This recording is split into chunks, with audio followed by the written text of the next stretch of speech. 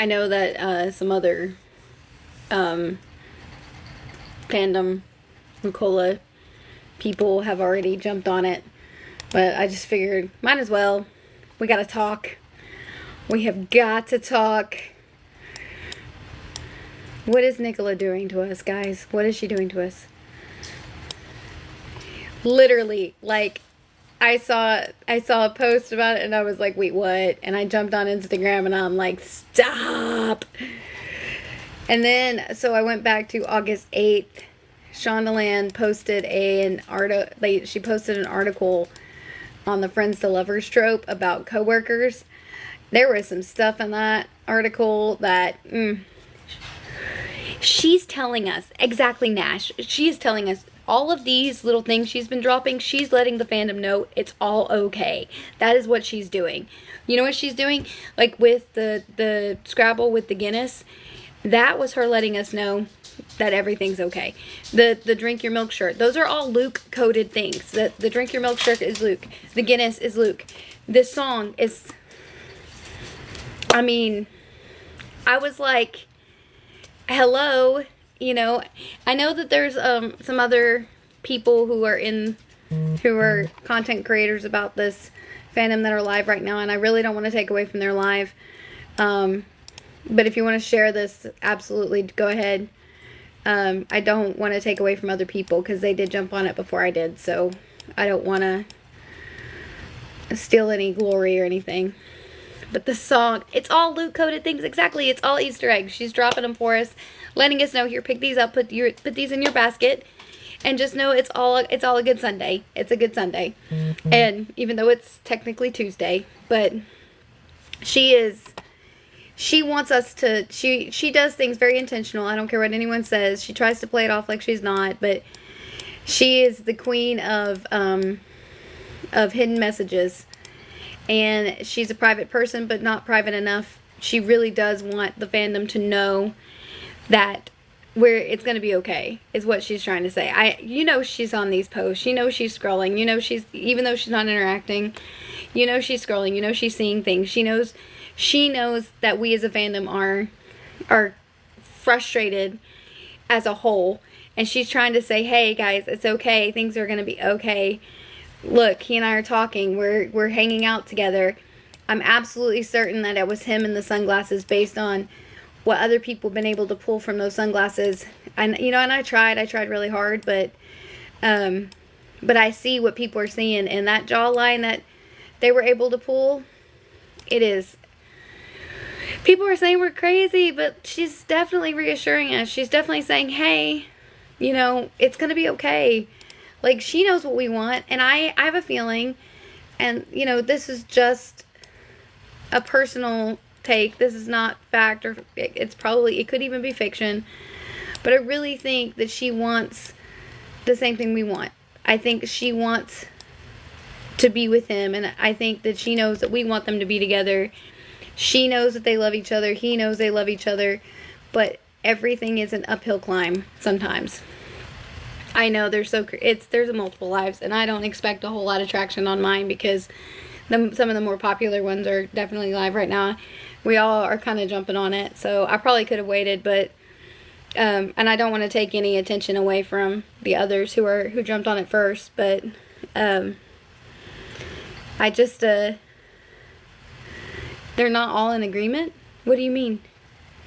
K-Bash, what do you mean? There's some that are saying that it's just her just posting, or...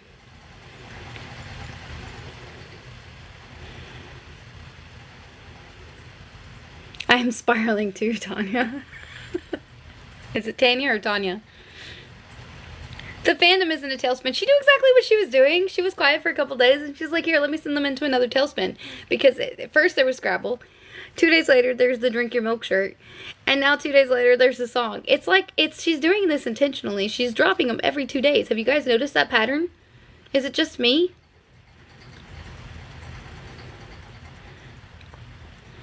Am I the only one seeing the pattern? You know what? Those people on Twitter, I got on X, now I'm regretting it. Those people on X, they think they rule the fandom. And I mean, there are some creators on here who also feel like they're kind of like the be all end all top level group, but and I don't want anyone to ever think that I'm bashing anyone, but we're not all crazy. And the people on Twitter are just mean. Like, some of the stuff they say about us on it's like a whole nother clique over on Twitter or X. She did let us breathe for a second. I'm telling you, there's a pattern here. At first, I think Scrabble dropped on Thursday. Was I wrong about that? Scrabble Thursday, T-shirt Saturday, and then today. Well, today's Tuesday. Or was T-shirt Sunday?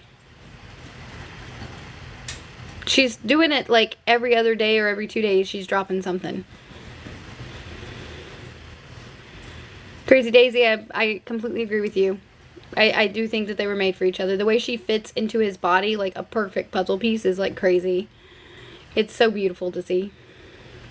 We saw what we saw. That's right, K-Bash. I don't enjoy getting on X as much anymore. There's a couple people I follow on X. She's trying to hurt me personally at this point. She's trying to hurt all of us right now. It's becoming personal. But I feel like she wants us to know that she is talking to him, that they're talking, that they're together, they're hanging out. Yeah, the rumor was that they've gone ahead and done a preseason read of season 4. And part of me wonders if that's the truth. If they went and did a preseason read on season 4. If they ended up, once they saw each other again after being kind of separate for a while, they were like, whoa, it's still there. And then Luke knew he had to go back to Little Miss Lettuce Wrap. And I'm sorry, that was mean. Please forgive me. I always try to say lead with kindness, but and say, okay, I can't do this anymore. You've made a YouTube list of 58 interviews.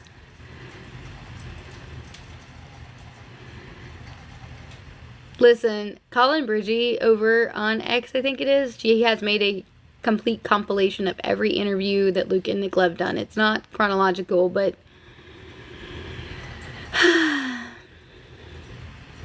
oh, I believe it.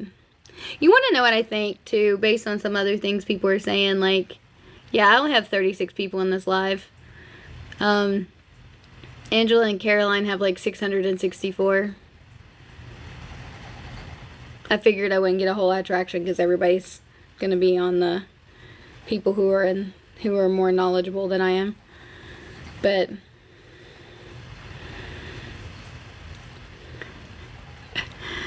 Nick wouldn't post this rather unknown song if not for the reason of, but what if it's about Lori?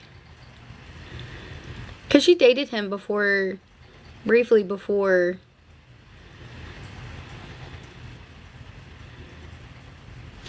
A hasn't even posted. No, she's not posted at all. And Nick's been posting a lot. So it's like A just disappeared. Yeah, she knows we deep dive. We go scuba diving. We don't snorkel here. Oh, I think they broke up. And, you know, everybody says it's just a rumor, that there's no confirmation, but I think they broke up. I think it's Luke. Because all of the things that she sent us are Luke coded. Like, part of me is like, what if it's not Luke? But it's all Luke coded, the Guinness. Because there was 2 glasses on that table, and one of the glasses was off the coaster. One was on the coaster. So that was intentional. The words on the Scrabble board were very much related to Luke and Nicola. The Drink Your Milk shirt, that's a Luke shirt. We knew we'd seen Luke in that shirt. And then this song, it's all very Luke coded. Yeah, exactly. She could have hid the Guinness coaster, and she didn't. And the t-shirt was not brand new. I don't care what anyone says. That t-shirt was not brand new. And no, I don't think Jonathan Bailey gave her that shirt. I think she has one from Jonathan Bailey, but I think she wore one that someone else has worn.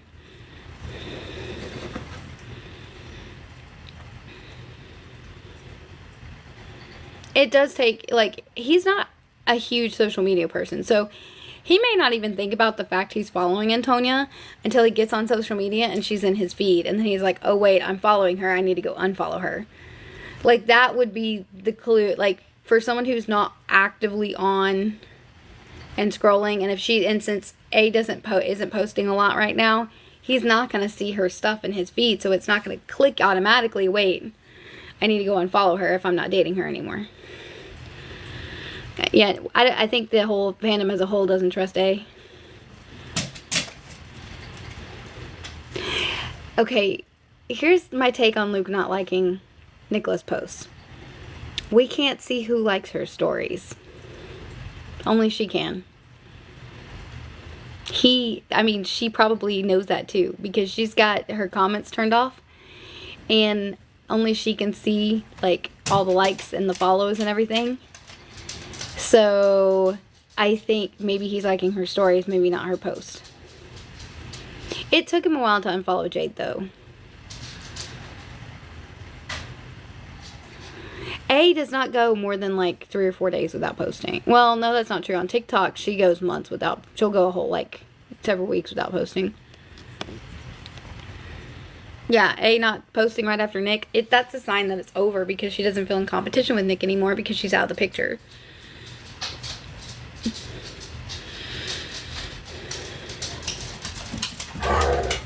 She could be preparing something. She could be preparing her blackmail against Luke. Oh, he's well aware. Do you think, honestly, like, I feel like she's like, the song, she's telling Luke something. She wasn't just telling us, she was telling Luke something. Because in that song, it says, I love you. And she tells him she loves him. Like, she, like, straight up in one of the interviews, she turned around and said, I love you. And he, like, smiled at her. Really, Mocha?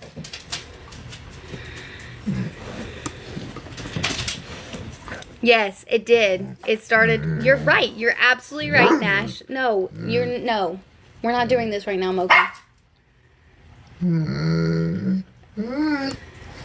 Are you as annoyed as the rest of us? Because she just won't come out and say what she's... No. Oh, hey. Sorry, cat. Mocha. No, shh. People are listening and they don't want their... Hey, car, stop. Sorry, guys. All the dogs start barking because my dog barked. Yeah, he didn't post in forever and then he dropped that. And then all of a sudden now all of the... Okay, Princess. The dog can't stand this. The dog's not a fan of me either. Maybe it's not necessarily, like, bad things. Maybe she's going to try to expose Nicola as a home wrecker or something like that. Or she's going to try to hurt the two of them and try to claim he cheated on her, even though they weren't official.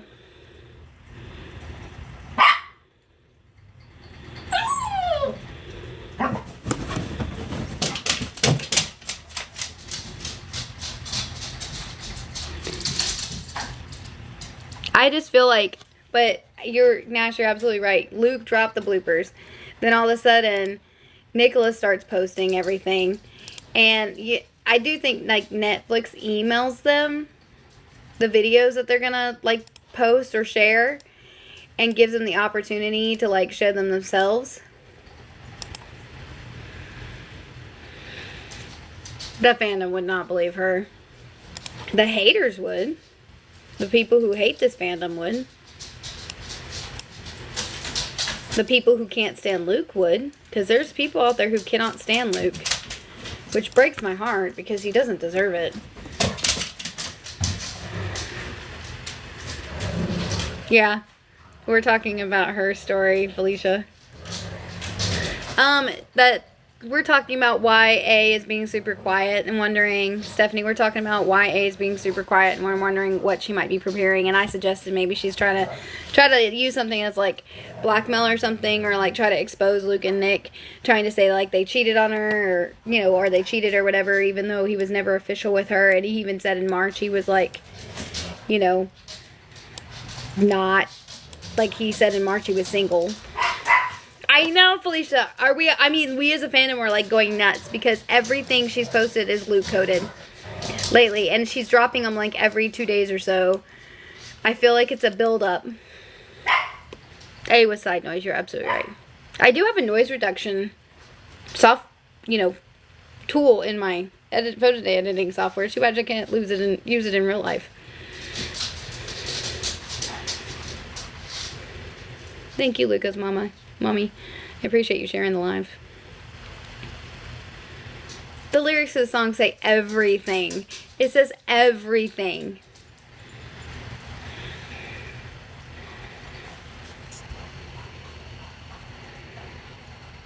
I know, whenever they drop that they're together, or whenever something comes out that they're like out in public together and they like are kissing out in public, I think the whole fandom is just gonna like fall over. We're gonna be broken for a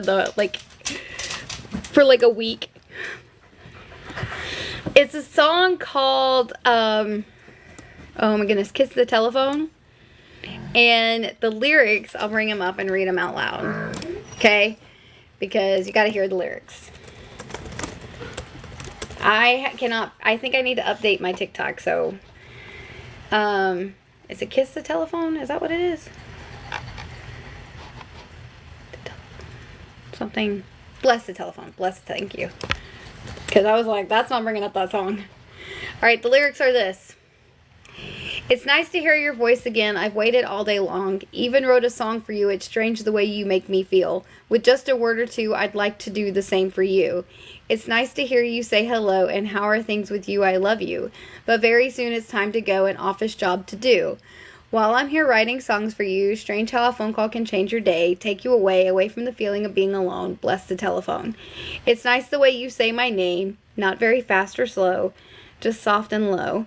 The same as when you tell me how you feel. I feel the same way too. I'm very much in love with you. I'm very much in love with you. Literal, I'm about to cry because it's just a sweet song. I know, right? This song is like so coded in, oh my goodness. It is just, it's them. It's them. There's no question about it. It is them. I know we're all like, please let it be real. Please let it be real. Okay, but now there was Shondaland on August 8th posted a co-workers Friends to Lovers, part of their Friends to Lovers trope blog, and there's some stuff in there that's very Luke and Nicola coded too. I was like, what? So I know she's never been this loud. Like, I mean, during the press tour she would post, but like this frequent and this much, and then the little like burn towards Luke's friends with her post for Camilla. Girl. Ugh. Exactly. It's an old song. It's like, gosh, when was it? When did it originate? It's not, I mean, when you see the video, the guy, I mean, it's an old song.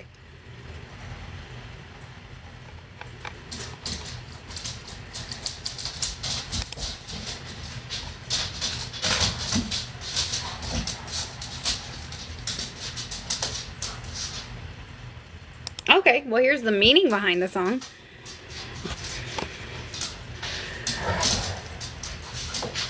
The song Bless the Telephone by Labi, I'm not going to be able to say his last name, is a heartfelt and emotionally resonant piece that touches the depths of the human soul. Released in 1972, as it was even before Nicola's time. As part of his album Crying, Laughing, Loving, Lying, this soulful and introspective track delves into the complex emotions surrounding the need for connection and communication in our lives. He's a talented singer, songwriter, and poet, and he skillfully weaves together lyrics that explore vulnerability, longing, and the longing for human connection. Ironically, there's an ad for the Bridgerton tea on this article. The central theme of Bless the Telephone revolves around the power and significance of communication through the telephone. He portrays the telephone as a lifeline, an essential tool that bridges gaps and connects people emotionally despite physical distance. The song showcases the longing for the telephone's ability to bring loved ones closer, to heal wounds, and to provide solace during times of loneliness or despair. Through his soulful vocals and poignant lyrics, he captures the universal longing for connection and highlights the telephone's role in fulfilling this innate human desire. He drew inspiration from his own experiences and observations of the profound impact of telephone communication on people's lives. He believed that the telephone served as a vital instrument for maintaining relationships and nurturing emotional bonds, particularly in the face of physical separation. She's filming right now. Bless the Telephone holds personal significance for him. The song reflects his own longing for connection and the recognition of the telephone's role in bridging emotional gaps.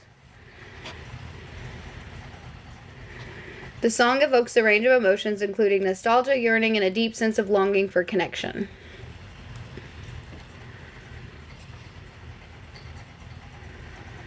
Basically, it just goes on to talk about the power of human connection, but it was released in 1972, so it's not even like a new song. We were talking about earlier in my life that we felt like something was about to drop, and like we could just feel the air changing. We should all book a real cruise. We should call it the Lukola cruise. Lukola cruise. Lukola. He does love old songs. Oh, she dug for it. That's something like that doesn't just land on your Spotify. What did you say? Oh, no, that's not what I wanted. Your face is also telling with the lyrics. Oh, she's scoping everybody's lives. She's just not in them. She's just like seeing them and then like watching them to see what we're saying.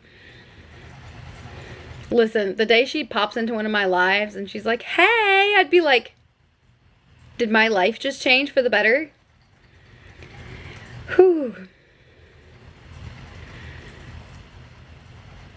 That's right. Texting silly internet videos. That's right. Using the telephone. Oh, she does. You know she does. Days like this make me tired after days of drought. I know, it's like, you know how they say like if you drink too much water you could end up poisoning yourself? I feel like that's true, Snoopy fan. Well, I was born 1981, but up until, you know, the 2000s, you didn't really have cell phones. And even into the, like, it wasn't into like the 90s where you could like have multiple phones in one house. So we were always like hanging out on the one telephone, like, and then of course everything was better when phones got cordless and you could take them off to your room. But when they had that cord and you had to like disappear into a room and shut the door, wouldn't that be cute if they were sitting next to each other watching the fandom lose their minds and them just sitting there giggling, kicking their feet? She did. She does that. Have you guys noticed that? Like when it's her bedtime, like she decides to just go ahead and create chaos and then go to bed. And then she wakes up to all of this, like, all these people who are like, wait, what just happened? Like, what just happened? Sitting on the couch with yellow pillows.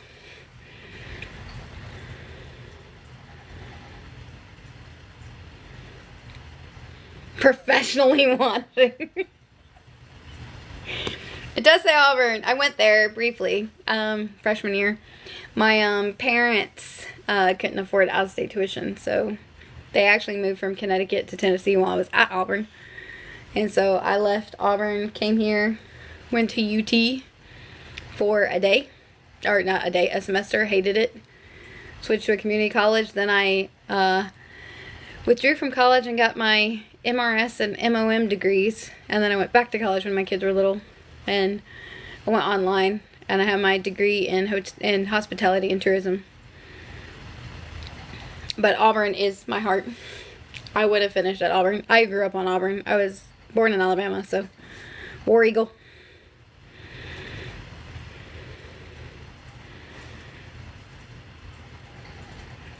This will be their wedding song now, the Bless the Telephone. I really think their wedding song is going to be True Colors. Because when the way they look at each other when they say True Colors, melt my soul. She has an authentic TikTok. and she has a private Instagram, and she also has a work at like a public Instagram.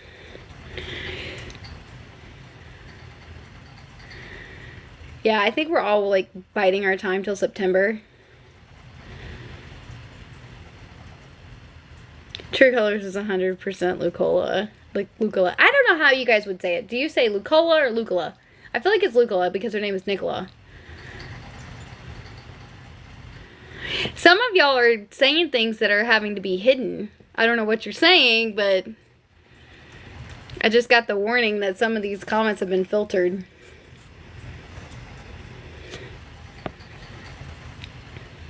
September, you must make haste. The name of the song is True Colors. Lukola. Okay. Like that. That's what I was saying. Okay.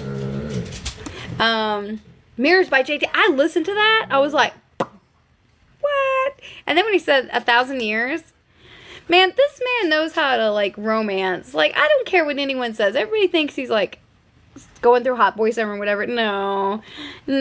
This is the parallel to the Lord gang on Bridgerton. This is the parallel. This is him trying to fit in. His hot boy summer is him trying to fit in with his friends. This is not who he is. He's a sensitive soul. He's meant to settle down with a wife and children and have a dog. That's what he's meant to do. He's not meant for all this. You can just search her up, Nicola Coughlin on TikTok. She has an actual account on TikTok.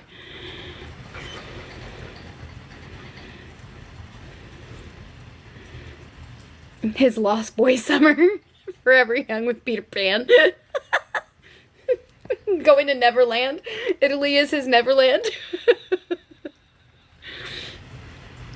They should live in a small town in Italy. I feel like Italy is very much one of his favorite places. If you've ever noticed, he spends, it seems like he spends a significant amount of time in Italy.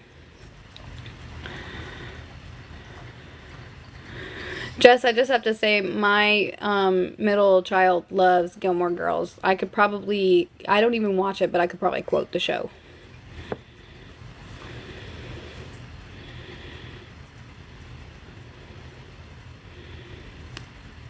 Small town in Italy with a dog, with his wife Nick, and some babies. Maybe 1 or 2 babies.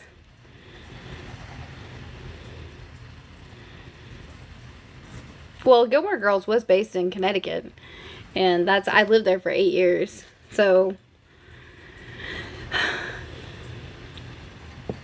But like during the pandemic, like that, it pretty much played 24/7 on our living room TV.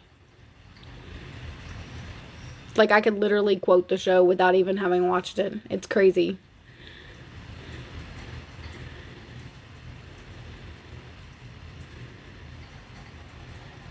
I know, right?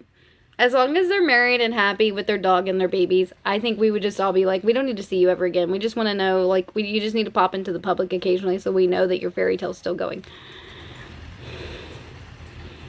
Oh, you said we need to see them acting. Okay, yeah, that's fair. We do need to see them acting. Sorry, I misread that. Yeah, I guess we do. They are amazing. They're amazing at what they do. They are such good actors. Like, every time I watch Bridgerton season 3, like every time I watch, yes, we were talking about that earlier today in my live earlier, that Netflix needs to televise their wedding. But everybody's like, no, Nicola's too private for that. She'd end up going and hiding out.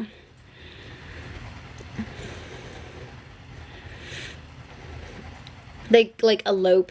Maybe elope in Italy. What, Elliot?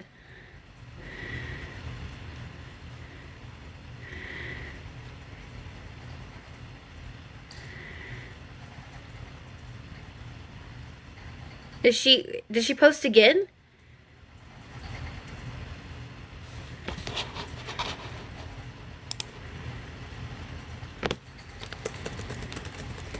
Now I gotta go and see if she posted again. Okay, no, okay. Someone said she's shouting to the world. Oh, she's shouting to the world. You are correct. This is all Luke coded. Bye, Valita. Thanks for coming in.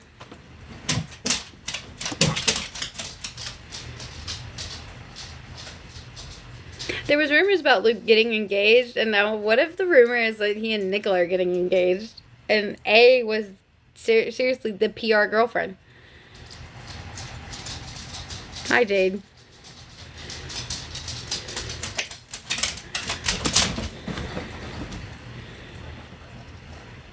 I really feel like we just need to, like, I mean, can you imagine? I really just want, like, Mocha is being obnoxious. What? Here he is. Everybody say hi to my dog. The dog who thinks that he's part of the show. No. No.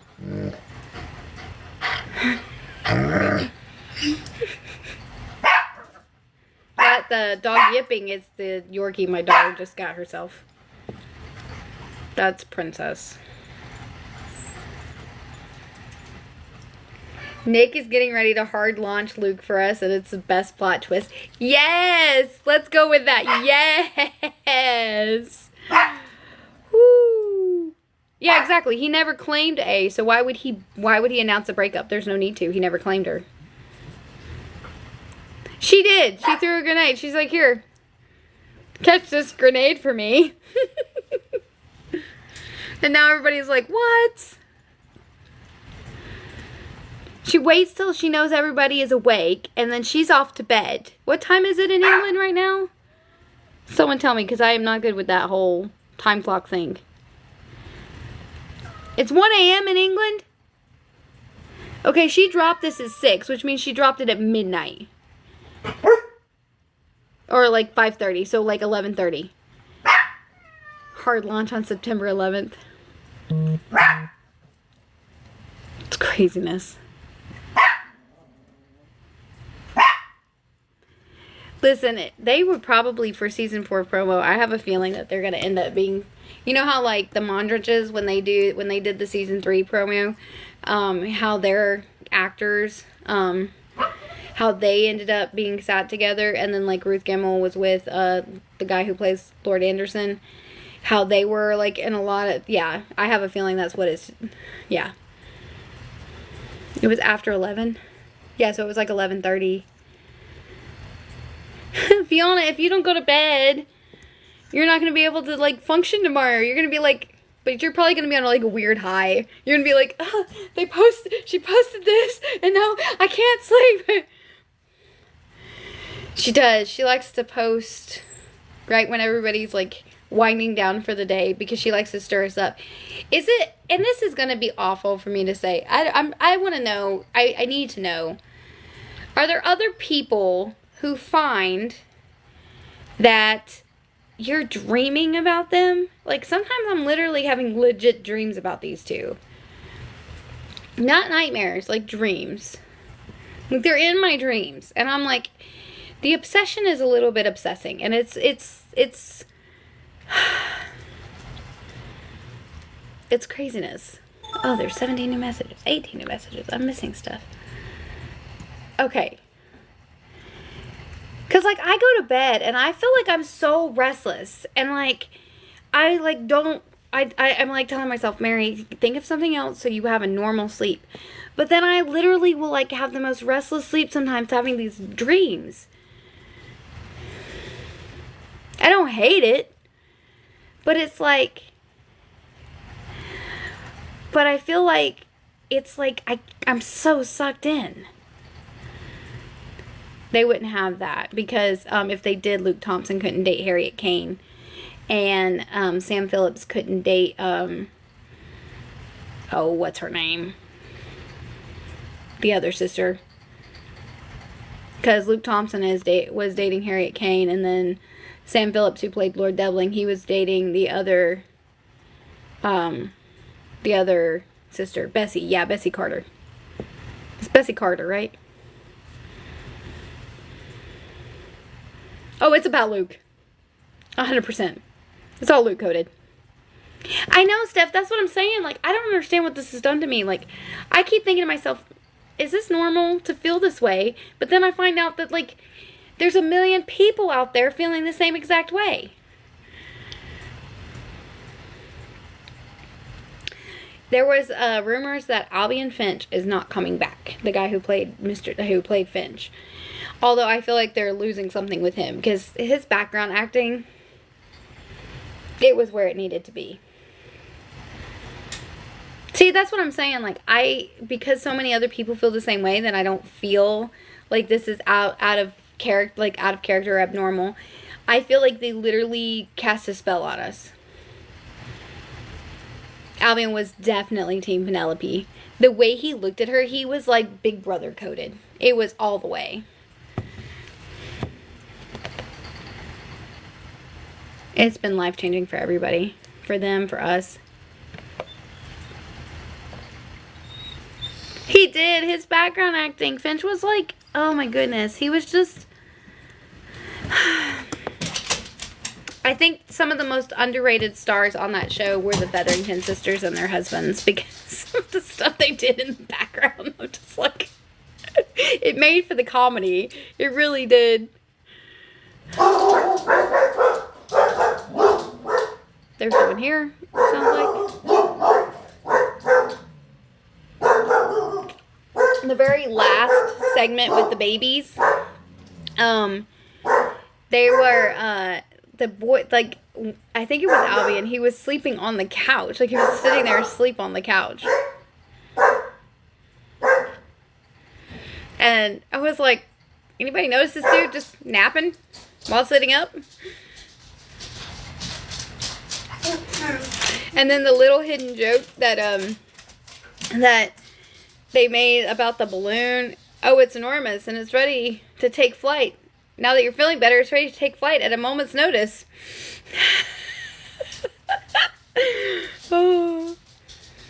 Insert himself where? Iconic lines.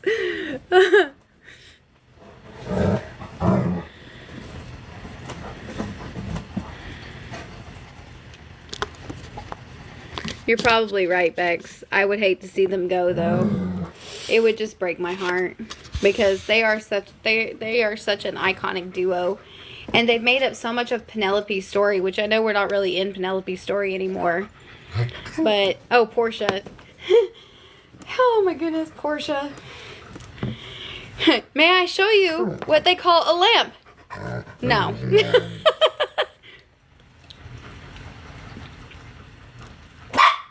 No, Penelope never needed to ask where he inserts himself. She got shown.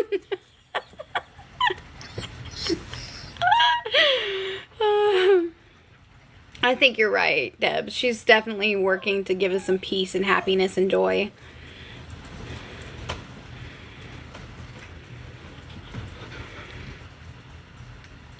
Yes. And then Cressida going, sadly, no.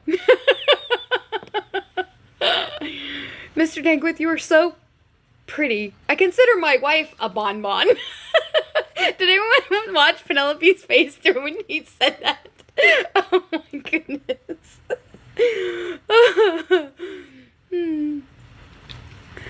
Oh my goodness. And then Albion, he's like, has anyone ever told you your mother's frightening? Oh, Claudia, the faces she makes, they're classic. Season 2, her faces, oh my goodness. There was one she makes, yeah, the small things about, like, her moving behind Gregory, that was completely unscripted. That was all Claudia. And then when, Colin walks in and she's reading Lady Whistledown, and she points, she goes, where were you? Yeah.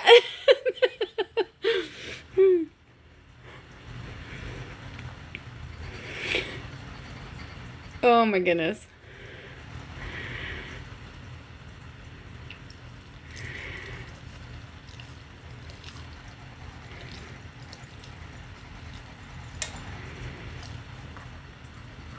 Wait, what? There's a part... when she pours the rest of her drink from her mom's drink? Where? Where was that at? episode is that? Now I gotta see that. What? I missed that.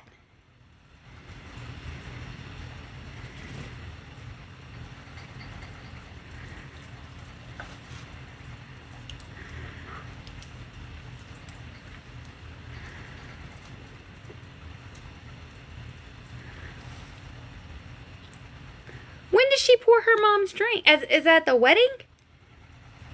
Oh, it was Francesca's wedding. I need to go look at that. I didn't even see that. I totally missed that. Oh my goodness. Okay, this is just me, and I know people have seen this and commented on it, but you know when Colin gets done talking to his brothers and he's leaving the study and he sniffs his fingers? I think Jonathan Bailey and Luke Thompson dared him to do that. And they didn't think he would, and he did it, and they kept it.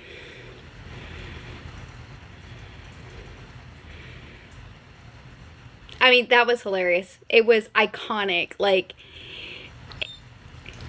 I haven't joined. I'm on Threads. I just never get on there. I mean, they were so funny. Oh my goodness. I really think they were like, I think, okay, this is just me.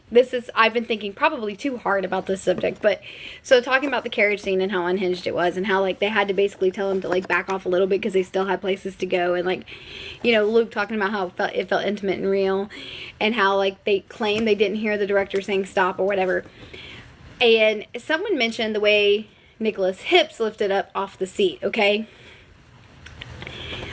Part of me wonders, and this is just me, exactly how far did those fingers go? And where did they go? And I mean, I know it's acting. They were really good at acting, okay? But like in my head, I'm like, okay, but what if? What if? And so then he like, you know, obviously he's not going to kiss and tell everything, but maybe they're like asking him about it, like how did that go? And then he kind of like alludes to how it went. And then they're like, we dare you to sniff your fingers as you're leaving the study. Okay.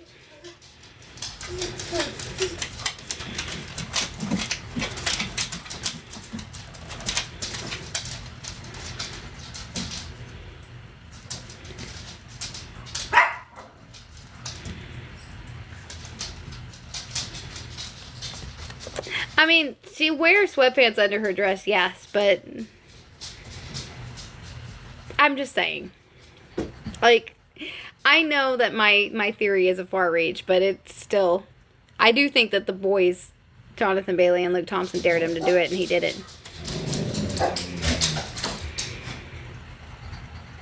Yeah, that's what I'm saying, Em. I want to just know, like, where does the hand go? Like, how do you simulate them moving enough to know when it's time to stop? Like, because like during the mirror scene, she knew the moment that it was like he pulled his hand away. So how close is it to the point where she knows that there's no more contact, like for her to go into the next part? Messing with the seat of the carriage. This carriage feels really nice and smooth.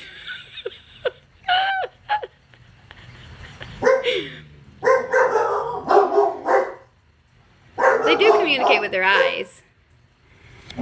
No, but I mean, like, he's simulating movement with his hand. Like, if you watch, like, maybe I watched too hard, but he is simulating movement with his arm and his hand. So, like, I don't know. I saw this in Caroline's live, and I agree. I really wish an intimacy coordinator would get on some of these lives and, like, really delve in deep with us and talk to us about, like, how, like, what, like, how it actually works so that we know. The heat of the moment. Because I feel like we have questions. Well, if she did have her sweatpants on, she had pulled them up beyond the, like, up to the knee, because you could see up to right below the knee when he pulled her dress up.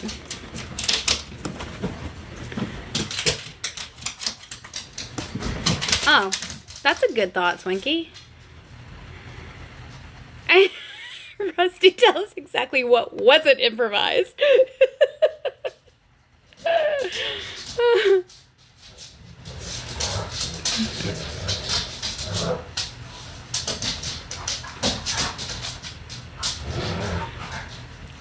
Okay, I think the behind the scenes footage practice might be a little bit much. Like, a little invasive, but it would help us understand more. He wanted to feel her calves. You know what she said? She said something about, like, skincare is really important to her, and, like, she doesn't like feeling, like, having any hair on her body whatsoever. She said this in an interview, and she talks about how she goes in and, like, she, you know, like, she has to shave every single day because she doesn't like feeling, there's a 3-barrier rule.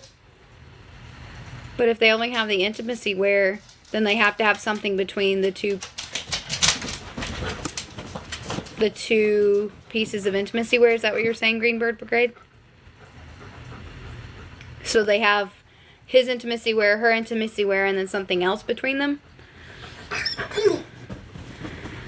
Okay. Mocha.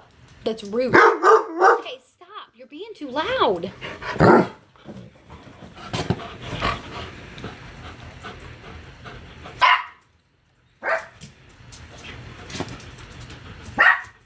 Nothing between her chest and his chest.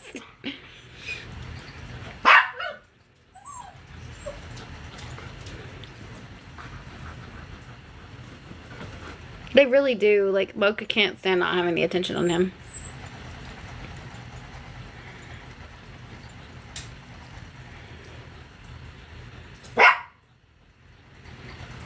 But anyway, so Nicola was saying that she doesn't like having any hair on her body and she has to shave like every single day, right? And so when she said that, Luke goes, yeah. And I was like, okay, Luke, tell us more.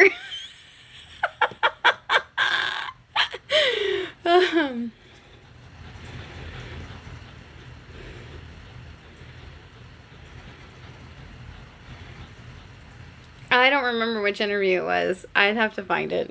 I just remember her talking about it, and he was like, yeah. You know, his yeah. Like, and she was talking about just the, like, feeling, like, needing to feel smooth skin, and she uses this stuff in the shower. She actually promoted, I think it was Lukola. She uses this stuff that's, like, it's like a skin conditioner. I know, that's what I said. I was like, Luke, what do you mean? And then I realized, like, obviously when he was running his hand up her leg and then on her thigh for those scenes, that he would know that if she was super smooth or not. He does. He gives himself away every single time. Like, the whole, like, when she was talking about the scent. Like, when she was talking about her perfume and her personal scent. Lush Body Condition, thank you. And, he was like, well, they should have just asked me. Really, Luke? So you memorized her scent? He's so, like, transparent. Gosh, girls, ladies, if we just locked him in a room with us and sat him down and said, okay, Luke, let's ask some questions. No Nicola to save him.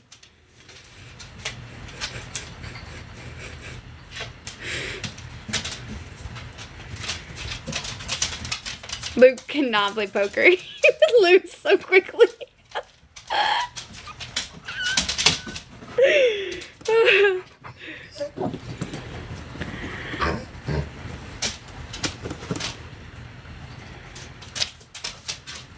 He notices everything about her.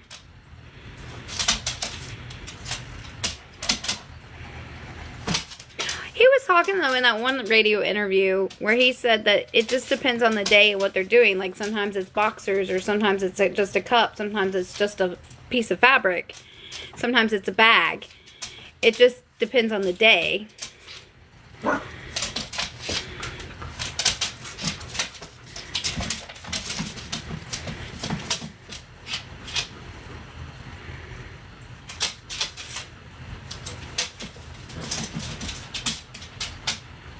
She doesn't have nipple covers when they're on the lounge chair.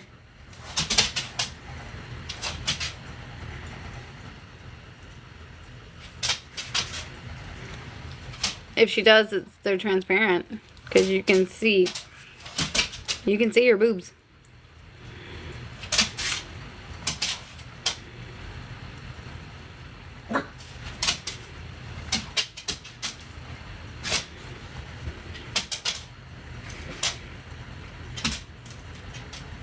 He was so focused on getting the color eyes right.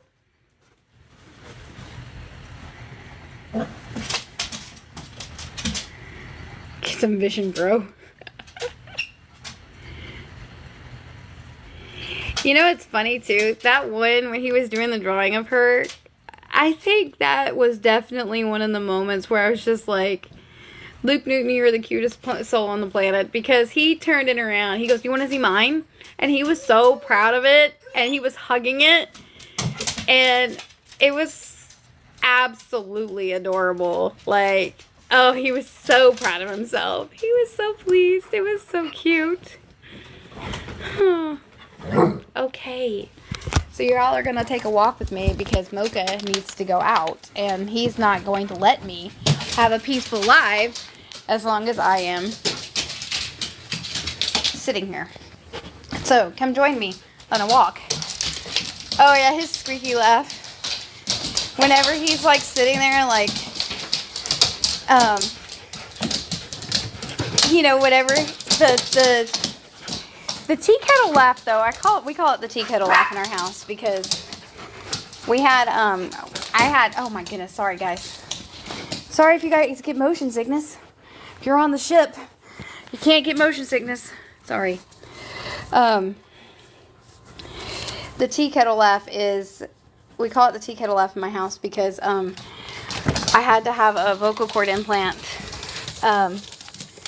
when I was, I had to have a surgery, and my left vocal cord got dissected during the surgery, so I had to have a vocal cord implant. But until I had the vocal cord implant, I I did not have a good laugh. It was a tea kettle laugh, and it still sometimes comes out.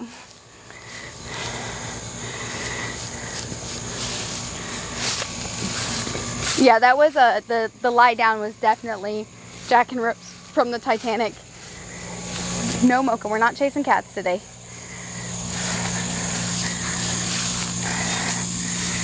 Yes, the tea kettle laugh. Actually, that happens with some of the Brazil promotional stuff. The, when, she, during the flirty comments, when they were like, Cara,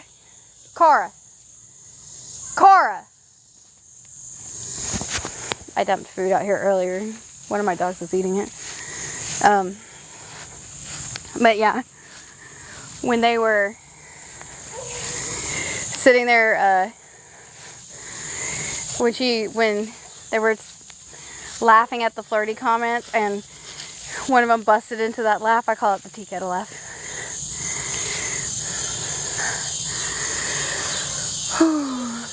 Oh, she did. She was surprised. And guys, you know that one promotional thing where he like pulls her towards him? You know, when they were doing the promotional shots for Bridgerton? Oh, the French girl's comment, that is Jack and shots for Bridgerton. Oh, the French girl's comment, that is Jack and the joy on her face.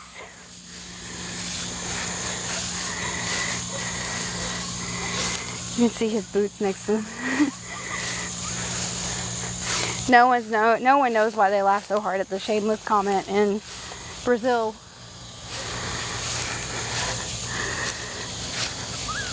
Yeah, that when he grabbed her arm.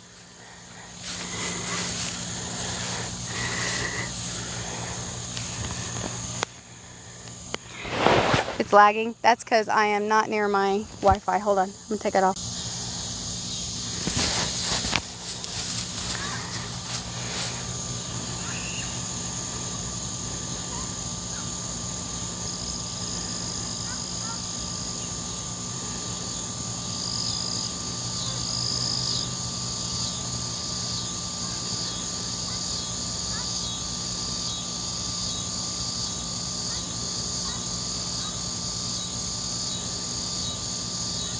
She did. But that was part of the reason why, with the shameless comment in Brazil, it was because she pointed to him than herself and he caught it. But why was he shameless? We think it's because of the booty pinches, because she pinched him right after. So, oh, cheeky. Oh, who's the most cheeky? I thought it was the shameless. Who's the most shameless? I guess the translation is different. I do not know. I think he does like her in red. Come on, dogs. Car, come on. Quit being a trash panda.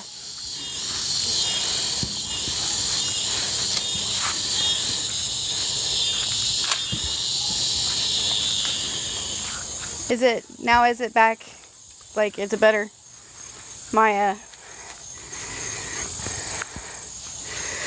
Sorry, I disconnected from the internet, so professionally pinching.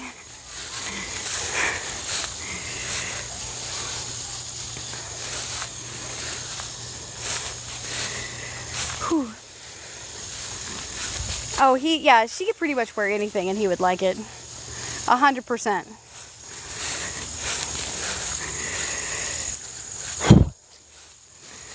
Because he's still, I mean, like, when they were in the airport and she was looking kind of rough in the airport. Dogs.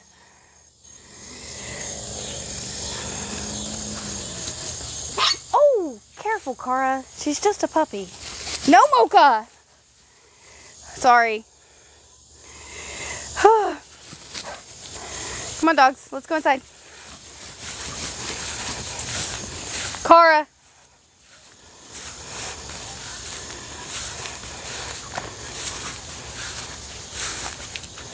He was probably thinking about he made a comment that one of his favorite outfits of hers was the one she wore when, during his dream sequence. Because it wasn't actually but it wasn't one that she could wear again. Dogs, come here. Come on, Cara, let's go inside. Princess, come on. Princess, come on. Come on. Come inside. No, don't run. Oh, come on. I got a runner. I got a track star. Hold on, guys. Me trying to take my dogs out while being live. Yeah, he said that he wanted her to keep he really liked the dream one. Oh my goodness. Yeah, he stepped on her pink veil. Sorry, I had the leash too tight on my wrist. He stepped on the pink veil and then he immediately jumped over it and picked it up so it wouldn't pull out of her hair. And I thought that was the sweetest thing because he was so conscientious on making sure she didn't get hurt. And even though it was his fault that he, oh my goodness. He was so worried about her. And he was so worried he had hurt her. And he was trying to be so careful not to hurt her again. I plugged my phone in.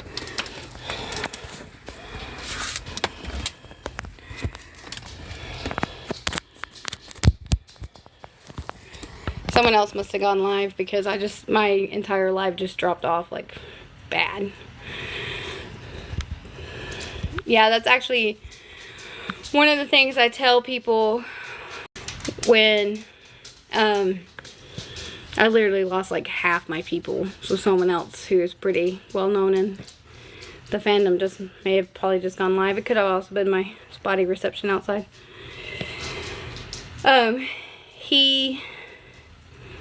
One of the things that I tell people with my brides, like if you're going to put your arm around their back, put your arm up underneath the veil because it does pull on their hair. He tries to instinctively protect her head in both the mirror scene and the dream scene. And then he walks very slowly with her. Like he walks enough that he doesn't like body slam her at the outside the modiste. Yeah, the way he just tries to, like, protect her head all the time. He's one of the best hand actors I've ever seen. He knows how to use his hands just... Oh, that sounded bad.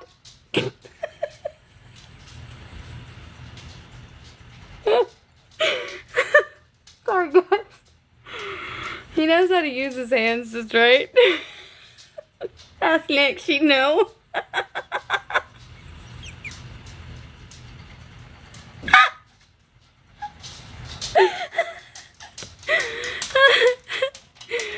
Oh my goodness. Wow, someone else must be live because like now I just lost another like 10 people.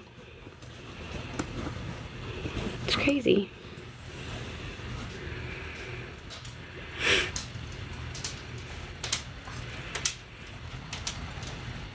He's very good with his hands.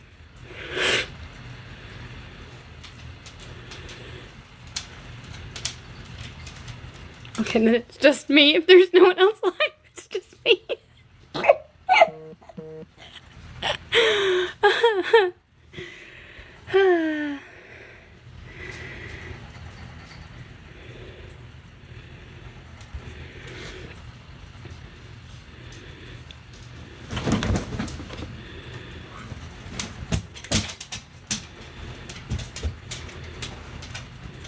It's okay, Bex. I figure people, and it's actually like, I mean, it's 8:30. Some people are putting their kids to bed. It's 8:30 Eastern time, so there's people who have to make dinner on the West Coast, and it's a hour getting off work, or everybody has stuff to do.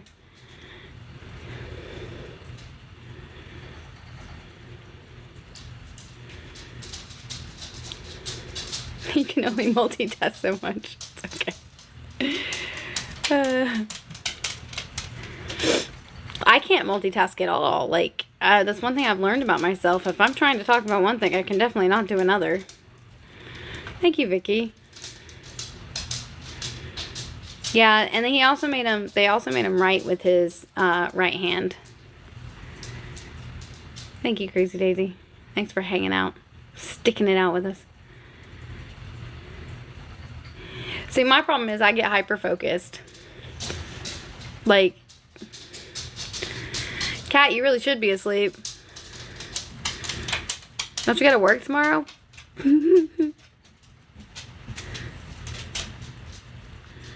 Yeah, but they actually said that the hands, like, that are, when they're writing, that's actually not his and Nick's hands. I just saw that recently.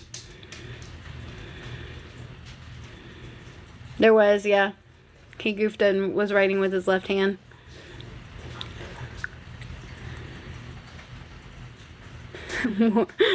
Listen, the other night, like, when I decided to go live, it was like a 7-hour live. And, like, I don't think I went to bed until, like, 3. I got off the live, and then I was still awake until, like, 3:30 in the morning.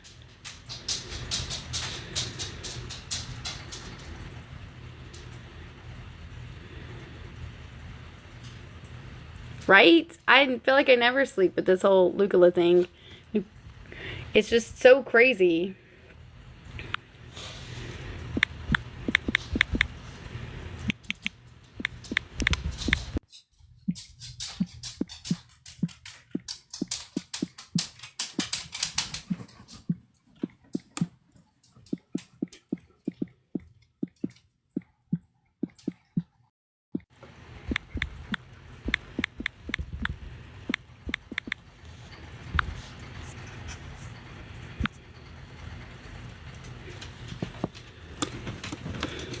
I'm actually, fun fact about me, I am technically ambidextrous, but in kindergarten they forced me to choose a hand, so I am predominantly right-handed, but I can switch back and forth between both hands. So if it forced him to be ambidextrous, I mean, I think that it did, because like, in certain scenes he's holding the pen and like actually acting like writing when it pulls away from his hands. So like he is like actually like doing some kind of writing. No, Kat, the fandom is not going to let you go to bed. Yes, exactly. That's what Nicola does. She literally leaves us in turmoil, and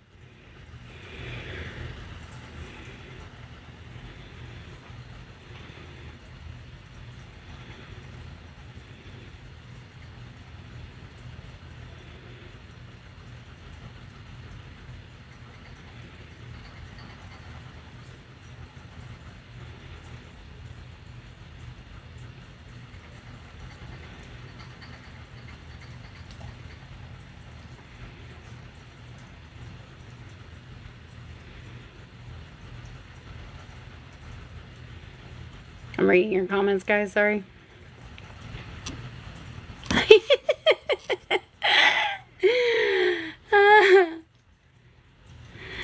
Listen, we're all sitting here. It's 8:35 here in East Tennessee.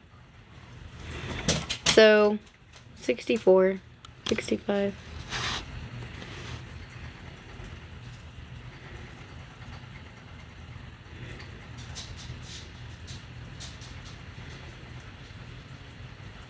Yeah, being left-handed in that time period was not acceptable. Although, we already know that Bridgerton doesn't necessarily follow Regency era accuracy, so... Nick, how can you freak everyone out with just one song? Because she's good like that. Because she can. That's it. That's the only reason is she can.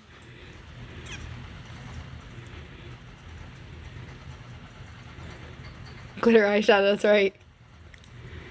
Yeah, he said that it started out, he had to be, the reason why it started out him being right-handed in the show is because of the fencing. Because you're not supposed to be able to fence left-handed. It has to be right-handed. Well, someone else said that she's getting ready to hard launch Luke.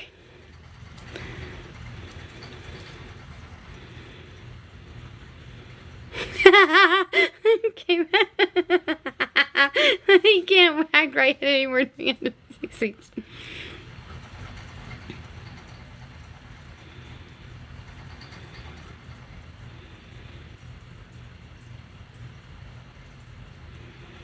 You guys think that Luke is hard? I just realized what you meant by that.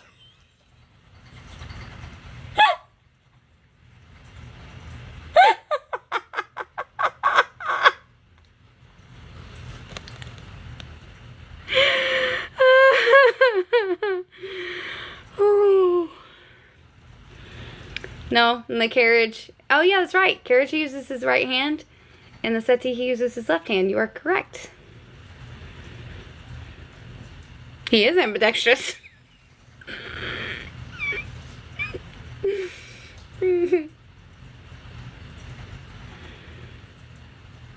If she did hard launch someone else, I think we'd all die. We'd be like, what is this? His hand is a whole other unpaid actor, you guys. Oh my goodness. Oh, my viewers are dropping off. I must not be interesting anymore. Sorry, guys. We all knew Mr. Fingerington is very talented. Clearly just ask Nick. Y'all are cracking me up. He's professional. His hands are professionals.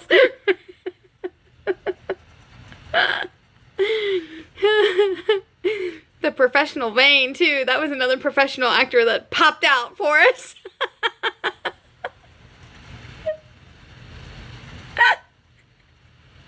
Someone needs to insure that man's hands. Professor Fingerington.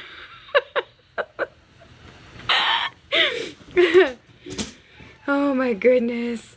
Oh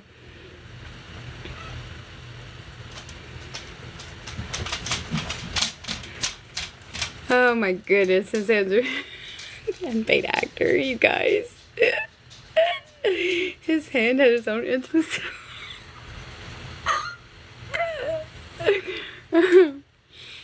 Quite a skilled hand.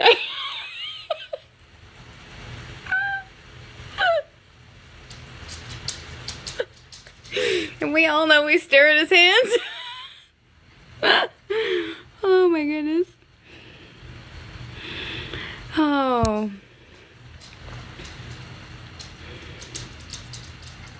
Okay, his face for that part, I was like, that was legit. Like, did he watch himself to figure out how he looks when he does that? He should have been paid double for that. Step.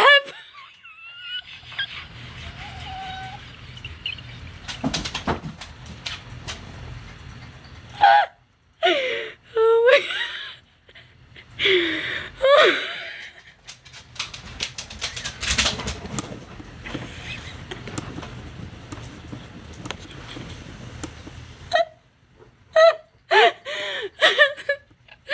This lie.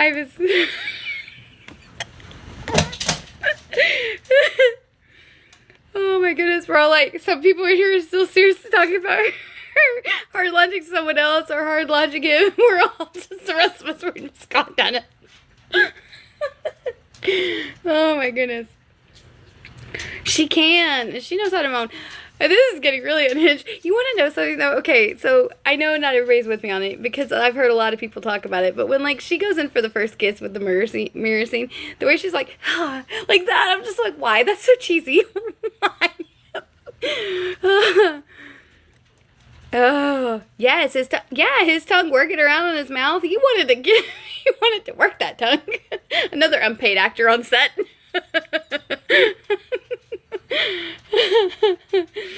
Oh my goodness. The fluttering tongue. The feathering tongue.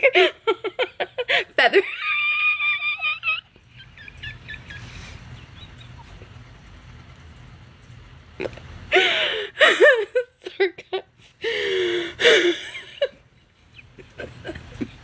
Big tea kettle laps coming out.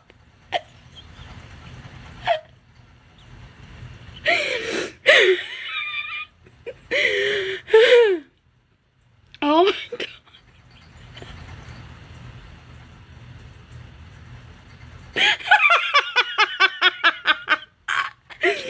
Oh my goodness. Listen though, when his hand was doing all of its unpaid acting and he looked down at her body, that man wanted to touch her something fierce. Oh. You feel like that, you know, it's possible because you got to watch out for the quiet ones. We're so unhinged right now.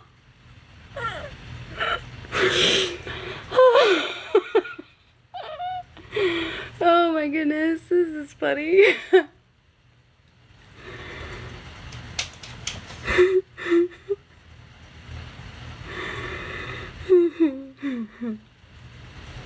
I think it was like on the contract that he couldn't touch them. Yeah, the workout he got that day. Okay, how would you know he got a workout that day, Nicola? And oh my gosh, his face when she said that, I'm thinking, all Luke's thinking to himself is, I can.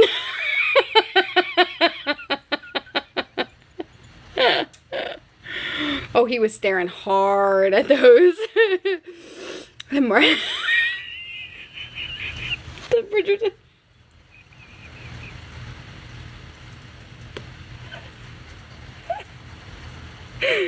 Oh, she was. Oh my goodness.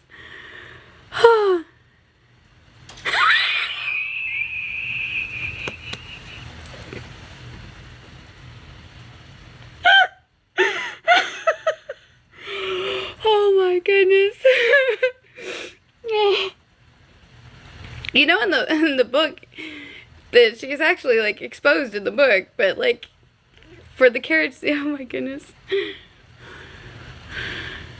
I feel like if I mean, obviously we know they didn't do it that day on set because that would have been a major violation, but I find it curious it's a Cinnamon Social picture, you know, like he got a workout that day, so I wonder where they got their inspiration from that 8-second scene at the very end.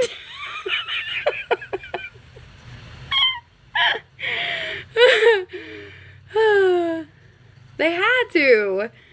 Oh my goodness. I wonder if they got to keep the piece of the broken leg they broke. Practicing in the trailer. I'm just saying, like, after the 2 or 3 days of filming the intimacy scene, and then that picture that got posted of him eating the Cinnamon Social, and then she said that you know, we worked hard for this, and then like that 8-second scene at the end, you know, they were talking about like sending each other inspiration and stuff. I'm like, where'd you get your inspiration for that one? From the workout he got that day, so you had to take over?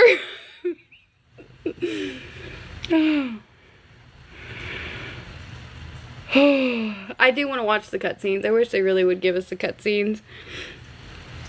Oh my goodness.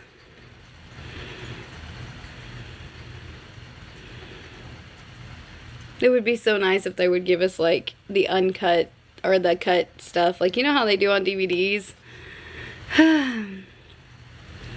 It would have to be, like... Yeah, they should have cut Benedict scenes. Like, we only needed one scene of that. Like, why couldn't they have given us more?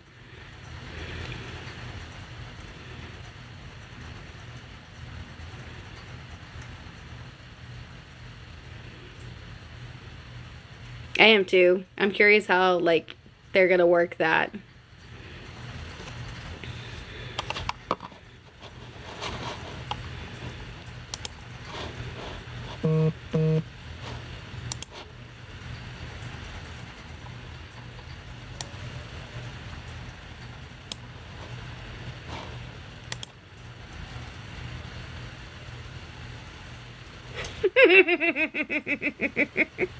Cat.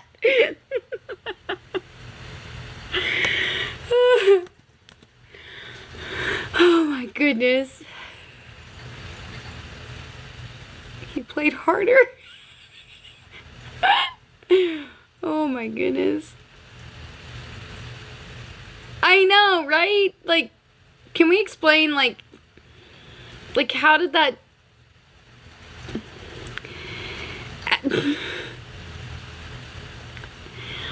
Yeah. I mean, I feel that. Like, that's the one I was like, I actually thought about that too. I was like, I probably am thinking way too hard about all of this stuff. It felt so real and natural, like, all of it. And either they practiced or they filmed themselves and not, like, yeah, so that they knew.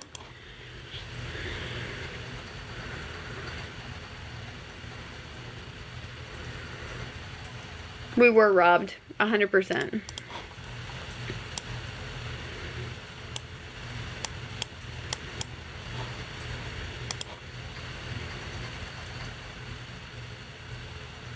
Alright, it was nice having you here.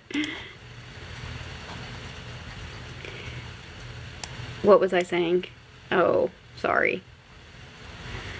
I just feel like that we were robbed in the sense that, you know, they took all these scenes away, and, like, I do feel like they practiced enough to make it real, or they at least filmed themselves, maybe privately. Maybe not them together, film themselves together, but film themselves privately to see.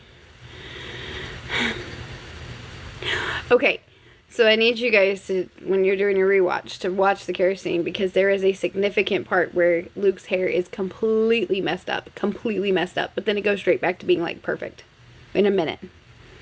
So that was definitely, I want to say that was definitely during the, stop scene where his hair was all messed up. Because I think they went super hard on that, and then his hair got all messed up, so then they came with hair and makeup, fixed him back up, and then they went back to, like, low-key, like, yeah. Because I couldn't help but notice, like, how messed up his hair was in one of those scenes. I was like, dang.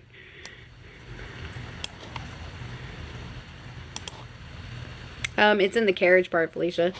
It's, right before, it was, like,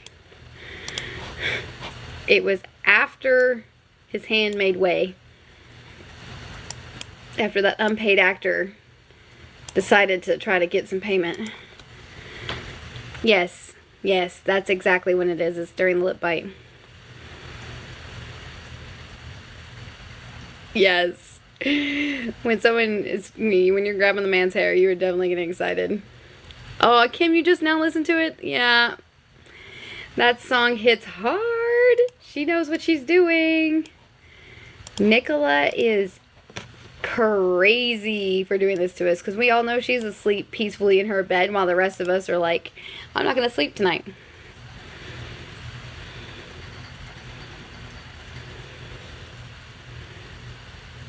Yes, exactly. Like, how did he get her hair? Like, okay, let me ask this. How in the world did she get her corset laced back up? How in the world did she get her hair fixed back up without a lady's maid?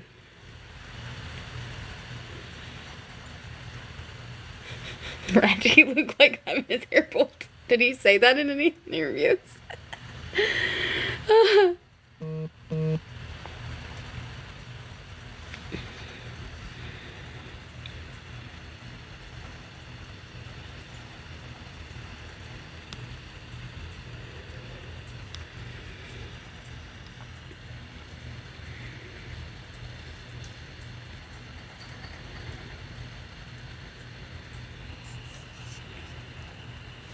Well, they had two mirrors. Yes, they had two wigs because the one where she's lying on the settee is definitely going to get messed up.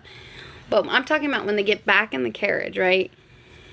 The storyline would be that the servants showed up, like, while they're there together. So how in the world is he supposed to explain to one of his servants, I need you to lace her back up in her corset and fix her hair so we can leave? Like, he can't. Well, yeah, he probably bribed him for silence, like he did Ray. He's a pro now. He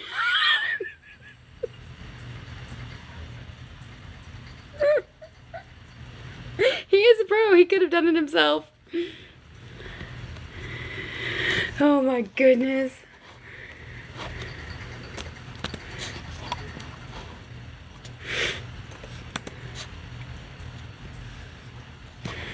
Guys, we are so funny. And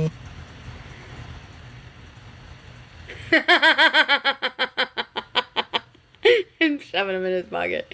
Okay, but did anyone notice that when her corset came off, along with like her petticoat, like she was wearing something underneath, but they didn't really address that.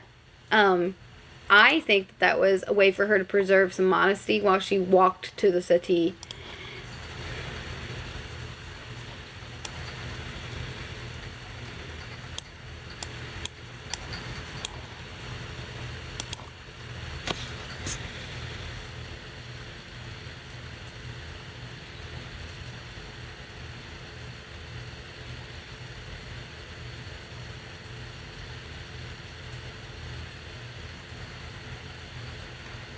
It's true. Colin probably would have done it himself.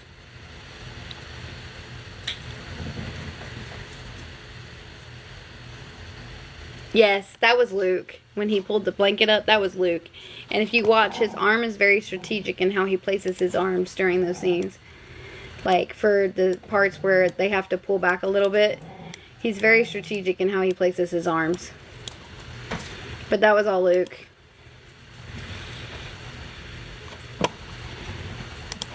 He even said in an interview he wanted to make sure she felt safe on set, and then when it was his turn, they just kind of exchanged the role where she made sure he felt safe on set. So, I thought that was, yeah.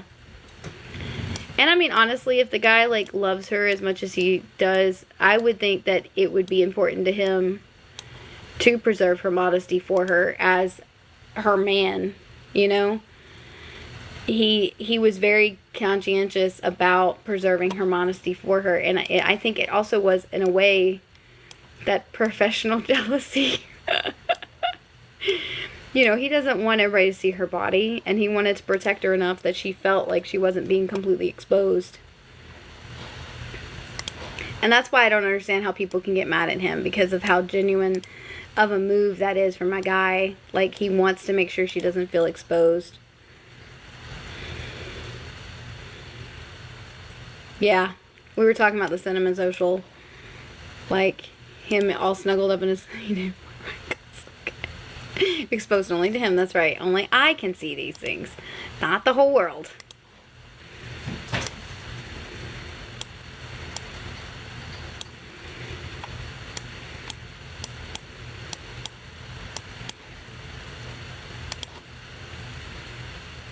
So funny. That professional jealousy reared its ugly head. Can you know what's funny though? Like, when you have to go back and think, like, the cast is watching season 3, right? So now the entire cast has seen Phoebe. They've seen her boobs. They've seen Jonathan Bailey's butt. They've seen Simone's boobs. They've seen they've seen Luke's butt. They've seen Nick's boobs. They're all very comfortable with each other, apparently.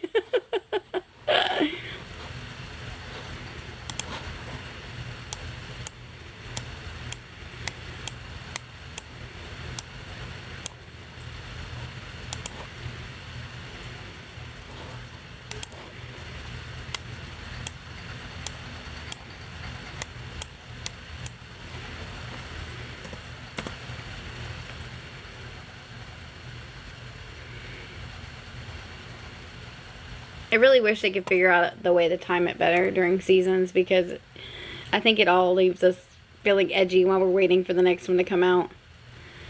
I don't know how Luke watched the season 5, like the episode 5 premiere with his mother. Like, I know Simone Ashley said that she had no problems, like, with that because she's very confident in her body. But it just, yeah.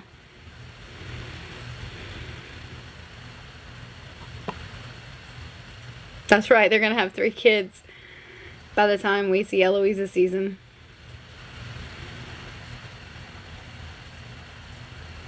A was not at the premiere. It was said she was at the after party. But she may have been at the premiere. She may have just been sat somewhere away from them. See, that's another thing too. I wonder, how in the world is she watching this and not having... I mean, is that why she responds with so much jealousy towards Lukola? Like,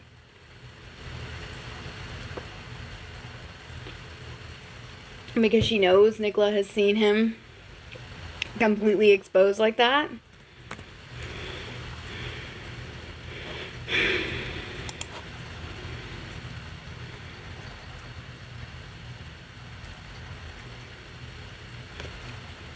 She doesn't care. I said this earlier. I'm gonna die on this hill. That girl is self-centered and selfish. All she cares about is herself. She's out for number 1. If she truly cared about Luke, she would not have exposed his location so many times. She would respect the fact that he wants to be private. And she would respect the fact that it puts him at a very serious risk every time she leaks his location. She and whoever leaked to the Paps, which I'm absolutely convinced it was her who did it, and I'll stand on that hill. And if it wasn't her, it was someone very close to her, which still initially makes it her. I think that she is only out for number 1. She only cares about what this can do for her and not about what it's doing to him. Because anyone who truly cared about him and recognized that it was going to ruin his career or set him back some, especially ruin his IMDb rating, his star rating, because, you know, people do look at that. They want to know what stars are trending on IMDb. This has told me that I did a great job. I've gone live for 90 minutes. Don't forget to take a break. It did not tell me this when I was live for 7 hours, but we won't talk about that.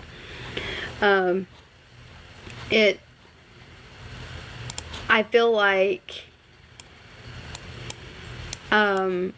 they didn't... I feel like if she really cared about him, she would have recognized that everything she's doing has been detrimental to him and his ability to take it a step further with his career.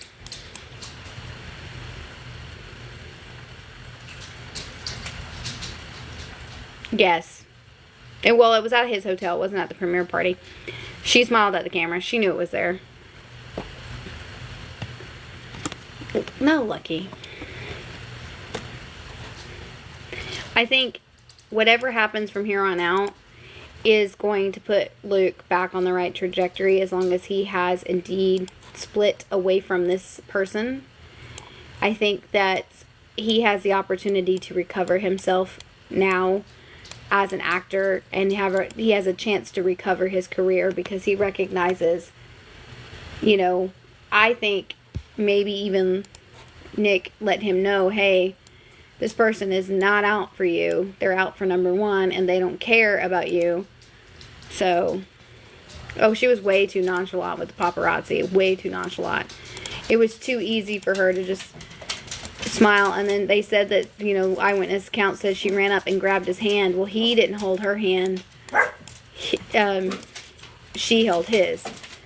And so, I think there's more hope for him overall when he gets separate from his friends and he's back with the Bridgerton family, because I saw that his IMDb did tank pretty low.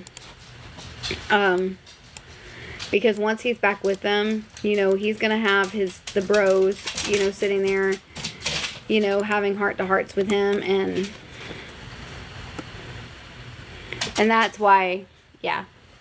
Oh, yeah, that dress was all, it was Bridgerton blue. Well, it was more turquoise. It wasn't Bridgerton blue.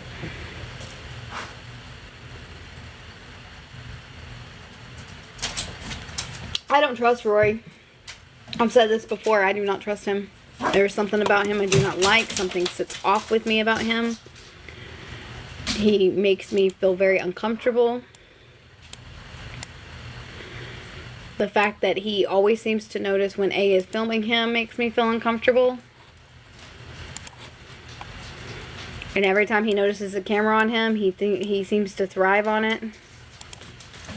I just don't like him. The blanket dress.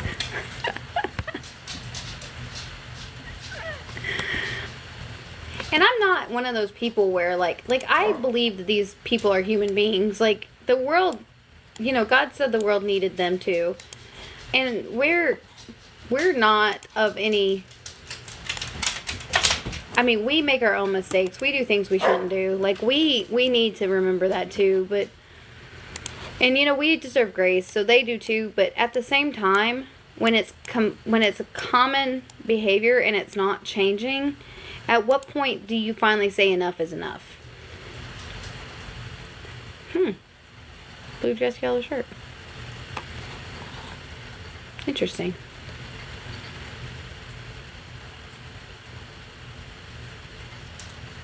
I think that he is not aware of the social media leaks. And I think, based on what I've seen from others, I think that people are finally letting him know, hey, you're being leaked on social media. Did you know that?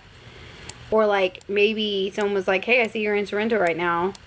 And he thought maybe it was because of the fans posting pictures. And then someone goes, oh, no, it's because your friends were posting stuff. And then that lends to, wait, what? They were posting things? And then, yeah. Just because you're best friends doesn't mean you're not going to hurt your best friend when it... What are you doing? When I think Rory is jealous of Luke.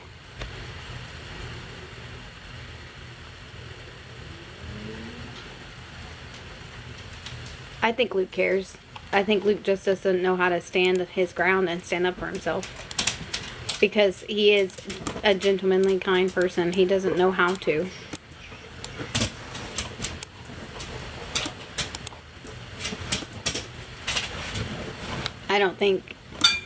I think Luke might have a little inkling of what might be going on, but I don't think he wants to embrace that idea, because then that means he has to believe the worst about people he cares about.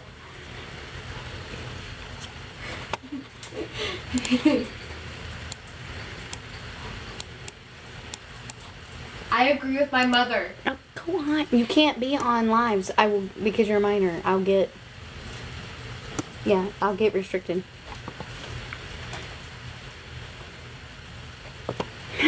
Y'all heard my kid.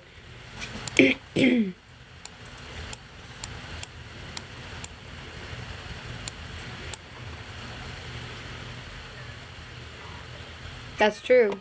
She has said that. If they're not willing to listen to it, then why even try? You're wasting your breath.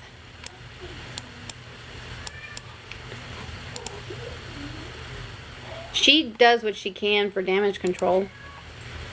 But I think that Luke needs to hear it from someone other than her, because he could also think that she's coming from a place of jealousy. And when a guy thinks a woman's coming from a place of jealousy, he's less likely to listen. Because when I tried to warn a guy I was seeing that the girl he was talking to along with me was really obsessed with him, like, and almost to an unhealthy level, and she had just met him, he didn't want to hear it from me because he said I was coming from a place of jealousy. So men are not going to listen if they think the woman's coming from a place of jealousy. I also think that he's going to be less likely to listen to Nick about Rory, because he knows that Nick doesn't like Rory anyway, because like they met at the Shape of Things and then they never followed each other. And so I have a feeling that he probably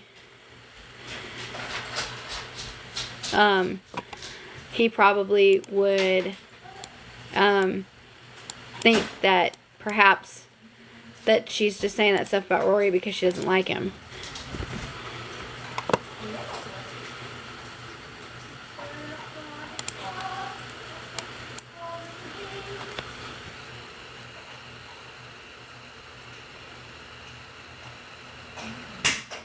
Yeah, and I honestly think that it would be hard for him to embrace the idea that Rory would hurt him like that, especially since they've been, like, longtime friends.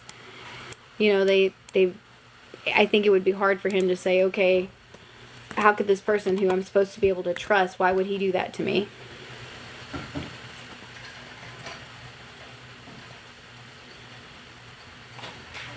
Some people are saying that, some of the tarot readings are saying that Antonia and Rory had an affair, which that could be where all the radio silence is coming from, because maybe it got exposed. Well, I'm not saying that Luke knows that she doesn't like him. That's an assumption. Everything I say, guys, is not necessarily fact unless I can prove out solid fact. A lot of what I say is assumptions based on my own feelings and intuition. Oh yeah, Rory wants fame, and if he has to take advantage of Luke, he will.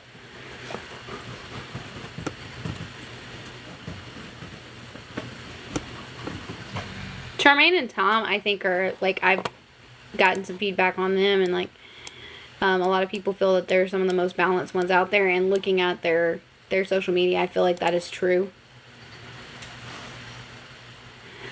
Because, so, Rory and Nicola met each other at the Shape of Things, the night that Nicola went. Rory was there, too. So they met each other, but then Luke went and hung out with Nicola after, and not with Rory. And Rory and Nicola, even though they met, they don't follow each other. And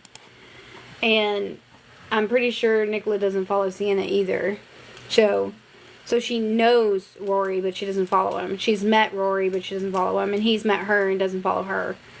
So, and then Rory made a reference that he could not, speaking of the intimacy scenes for Luke and Nicola, he said he could never do an intimacy scene with someone he wasn't attracted to.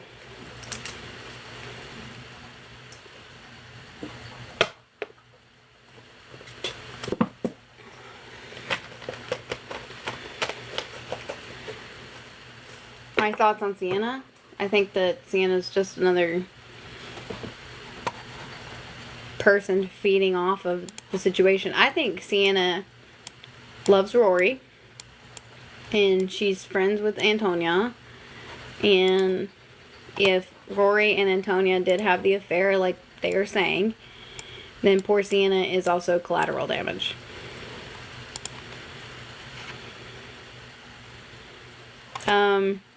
I don't know the exact timing of when he said that. I read that, I believe it was on X.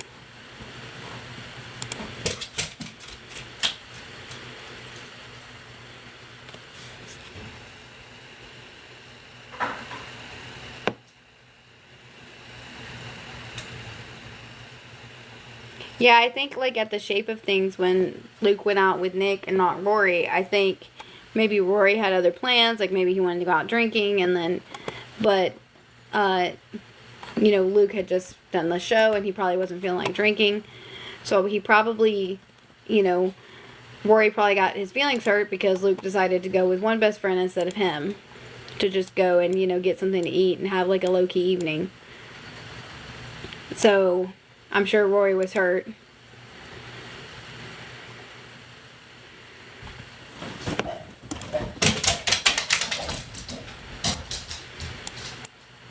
And if that's the case, I mean, that's also petty and immature.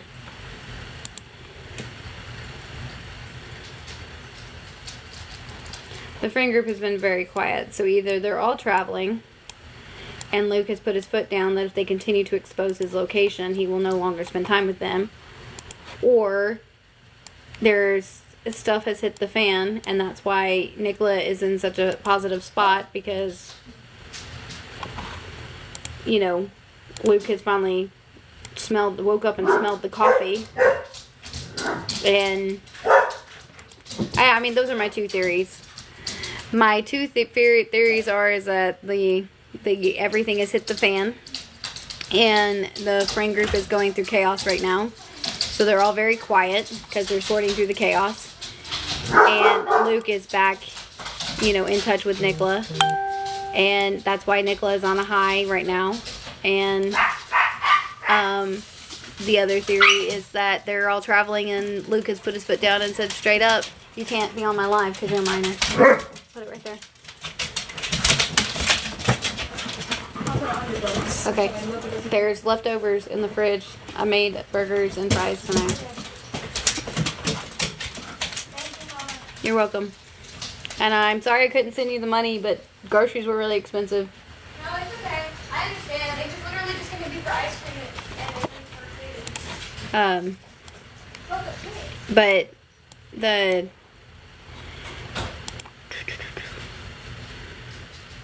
But the other theory I had, sorry, my daughter came home from color guard practice. The other theory I had was that they're all traveling, and Lucas put his foot down saying, don't post me anymore, or else I'm not going to hang out with you guys anymore. And, but I really am going with the theory of everything's hit the fan, and Luke has realized, he's come to the realization that these people didn't have his back, and he has gone to the person who does have his back.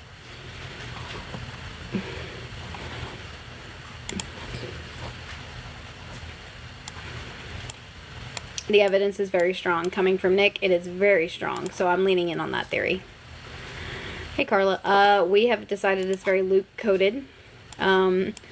She's been dropping us Easter eggs that are all Luke-coded the last few days. And the song is because she and Luke are back in contact. And, you know, she decided to pop this song up there on Instagram while she's falling asleep, leaving the rest of the world in a tizzy. We're not delusional, guys. I'm determined that, you know, everybody says we're delulu, but no. I think we're on the right track. We are all on the same train to the fairy tale. Good night, Ratchy. Get some sleep. Thanks for hanging out as long as you did.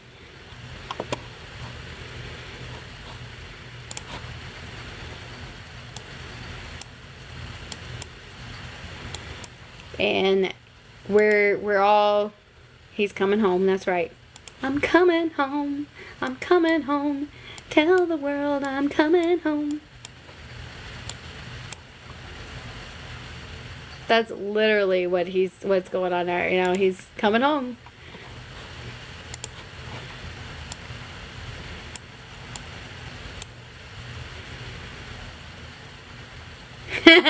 I know, right? She's been posting every 2 to 3 days, so we're like waiting. Okay, all right, when's the next one, Nicola? You got to give us something.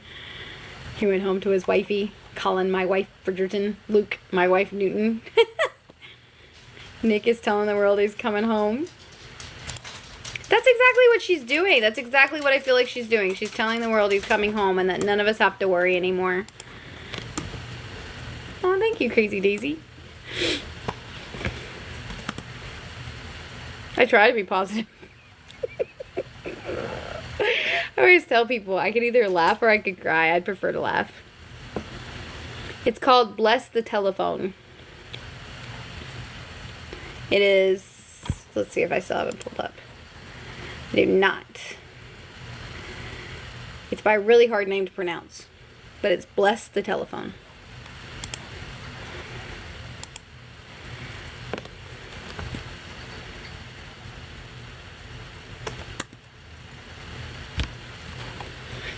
I really want to see if someone has made an edit where they overlay, you know how like when they introduce themselves, like where he goes, hi, I'm Luke Newton. She goes, hi, I'm Nicola Coughlin. I really wish someone would take those. I mean, I could, but I'm also lazy. And overlay it when he says, I, Colin Bridgerton, and then she says, I, Penelope Featherington. I really want someone to overlay their voices when they do that. And, hey, Dalton. Why are you on my live, Dalton? Do you like Bridgerton? Oh my goodness. These people who know me that keep popping in my lives, I think I need to like make a secret account.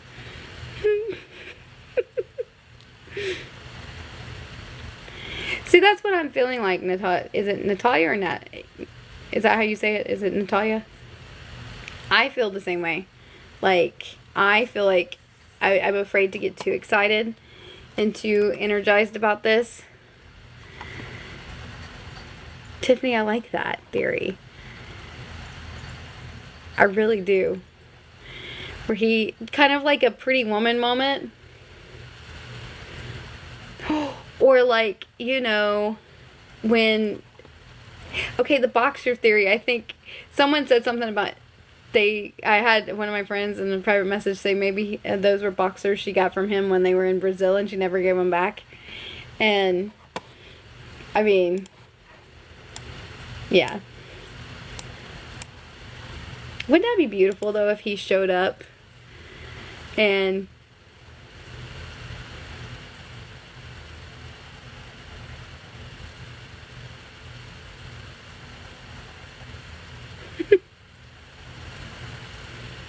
yes, the way, because, oh my goodness, wouldn't it be so beautiful if he, like, just, like, showed up and it was one of those moments similar to, like, do you remember in, Notting Hill, when she showed up at the, and she said, I'm just a girl asking a boy to love me. Ugh.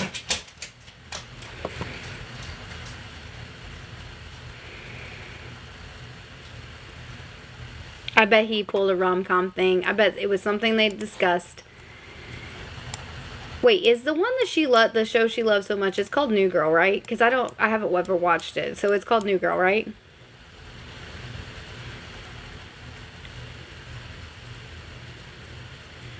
Beyond the, like, where he yanks her in for the kiss, that one part that Nick loves so much, is there anything that would be similarly coded to him showing up and professing love?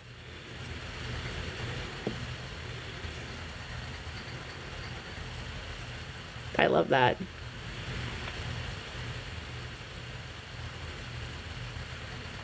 The New Girl elevator scene?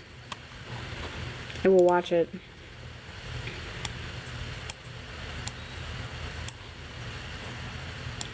What if, like, I don't know, I just feel like he pulled some beautiful moment, and I personally, this is just my personal take, I think they spent the weekend together, and of course she had to get back to work, and maybe he had some, you know, because everybody's saying he's traveling, right? And that's why he's quiet, but maybe he's not traveling at all, because we've not had any secret, like, leaks or anything. And maybe he just maybe they did their season 4 pre-read together, and then he was like, he saw her and he was like, all the feelings came rushing back, so then he was just like, he pulled some romantic rom-com thing, and then they ended up spending the whole weekend together. And okay, English is tiring you out. Have a good night. Thanks for hanging out with me. I just feel like he would have just, you know, I don't know. I just feel like he showed up and he was like, he pulled some sort of romantic gesture after their read, and they spent the weekend together, and she's just letting us know it's all up from here.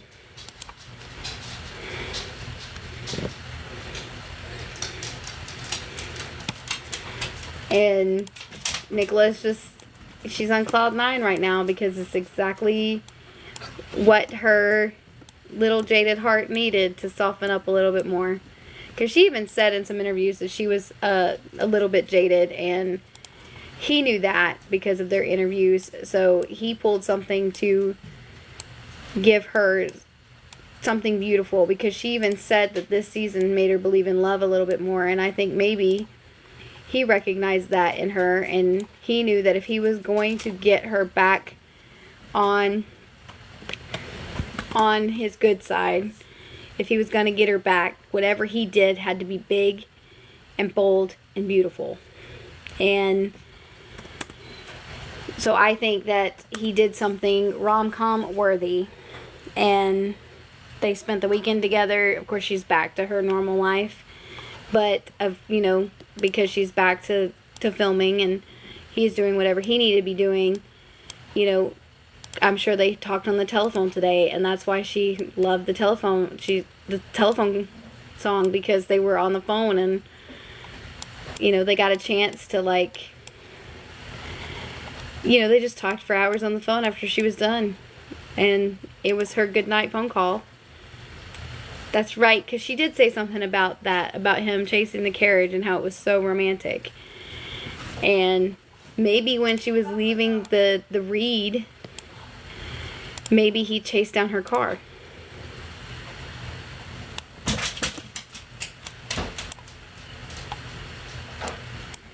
And said, because London traffic is pretty bad, so he probably wouldn't have had to run very hard for that one. Can you imagine him running down the London streets chasing her car while it's stuck in traffic?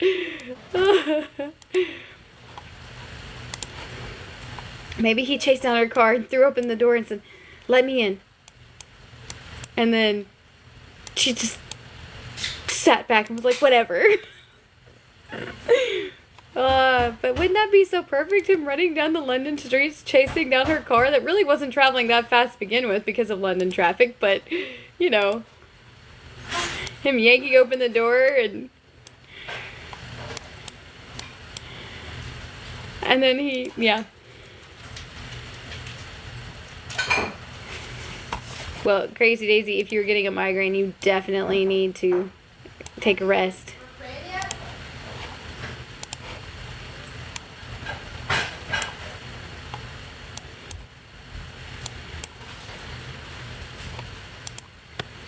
I'll be getting off here probably in about 30 minutes anyway, because I was live earlier today, and I've only got 46 people in here, so I have a feeling that the conversation is old now.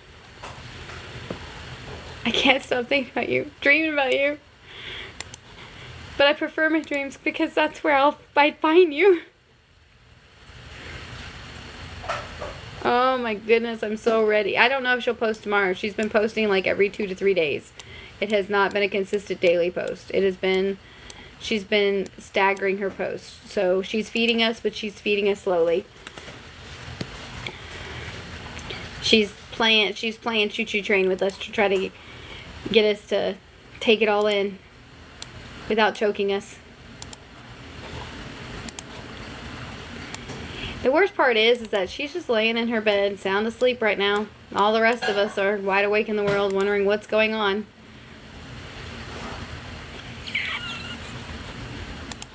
That's exactly what I was thinking. He pulled all the things with her that he knew she loves. Pulled her back. Oh, what if that's what he did? What if, they were walking down the hallway after the read, and he grabbed her hand, and he pulled her back in for a kiss, and then she's willing to listen to him, so they end up back at her place, or back at his place, where she snagged the drink your milk shirt, and then they went back to her place, and then he told her, "Lie down." But what if that's what he did? He knows how much she loves that scene. And Nick might say she's a little bit jaded, but she's actually a deeply romantic at heart. Just the fact that, she's all about, the parts of Titanic that are super romantic. And I can just imagine them leaving the read and him grabbing her hand and pulling her back, making sure, pulling her back in, kissing her, telling her how much he missed her, that he needs to talk to her. And of course, you know, he knows exactly what melts her heart because he spent so much time with her on the press tour, hearing her talk about the things that, you know, really got her. And then so they go and they spend some time together. They spend the weekend together. They decide to like mess with the fans. And her morning outfit to go home. That's fantastic. And that's why she looks so proud in that shirt, because she's like, she looked very proud in that shirt, guys. She was proudly displaying that shirt. And all she was thinking was, says drink your milk. Well, Luke Newton did. My Lukey Newts did. She was very happy in that shirt.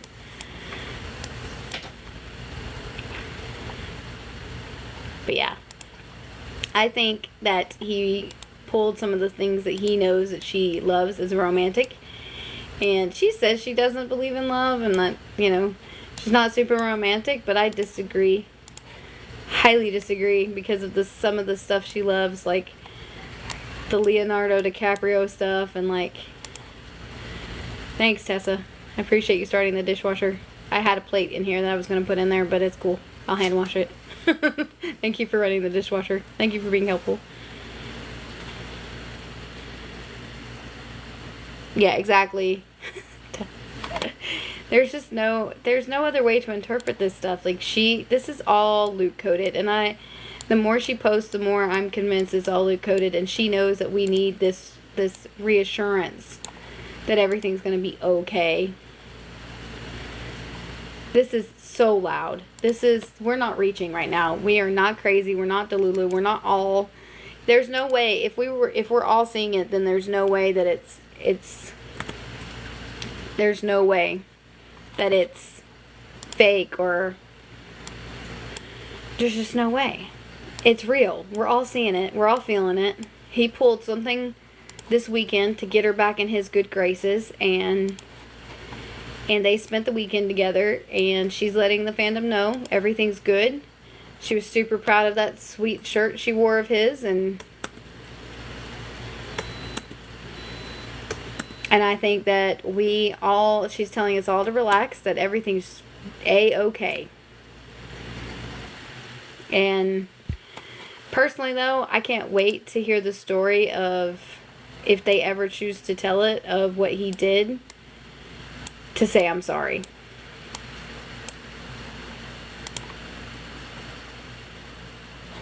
I know, right? Like, this would be less loud if they were in the middle of promoting, but this is very...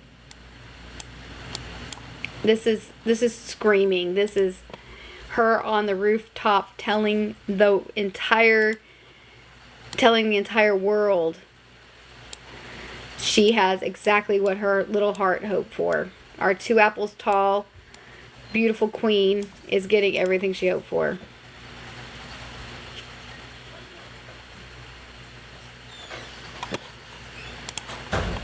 And you know what? I was picking up on, a lot of people told me that, no, she's just working.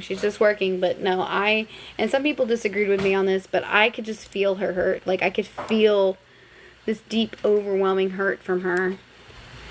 And maybe it was coming from a personal place, because I'd been where I wouldn't say I've been where she's at. I've been the situationship, but I think the hurt I felt from her, I think it was real and it was tangible, because her posts up until recently were just all very impersonal, promoting like her things that she was passionate about. You know, like, it wasn't like like, it wasn't anything that said, I have, you know, it wasn't just I felt like it was very robotic, if that makes sense.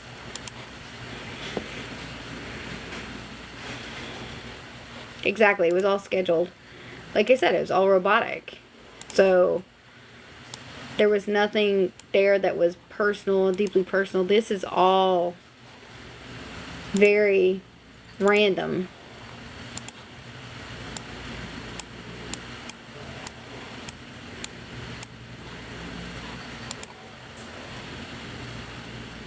And she was hurting. She was missing him.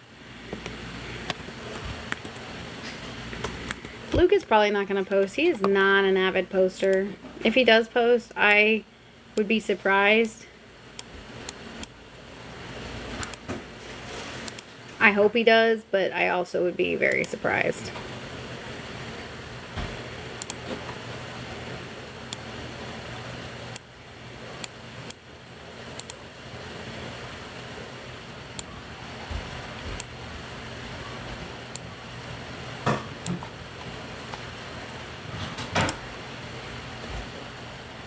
Alright, have a good night. Thanks for joining us.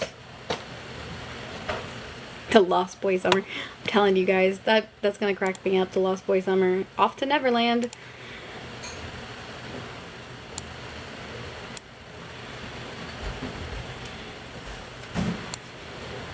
I know, I feel like you're right. We need one good post kind of confirming Nick's post or confirming the split. I think Luke will probably be slower to unfollow just because he's not, you know, 100% like always on social media the way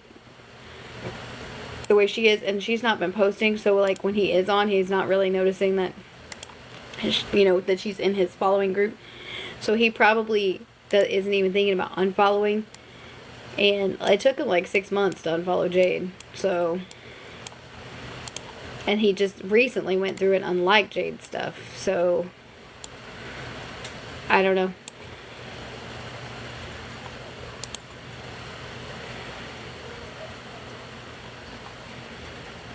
Wouldn't that be cute if she posts, like, one of them posted a selfie and tagged each other, and then we could, like, rest assured that they're together, because, like, you know, they posted the one after The Shape of Things. They each posted it. But I also think, too, that they know that's what we're waiting for. Oh, yeah, he's probably hoping so that he doesn't look like the jerk who just unfollowed this girl. Because that would, I guess, kind of give him... That would kind of make him look like a jerk, wouldn't it?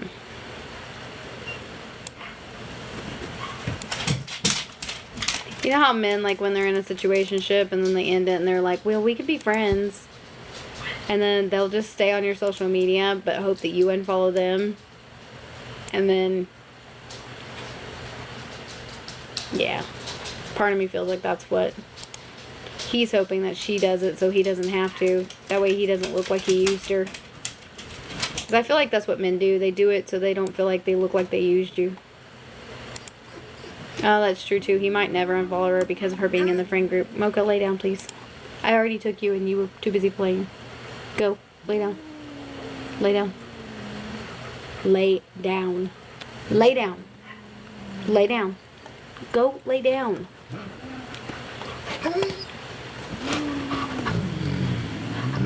You can be annoyed. I'm going to be on here for like 20 more minutes and then it's bedtime.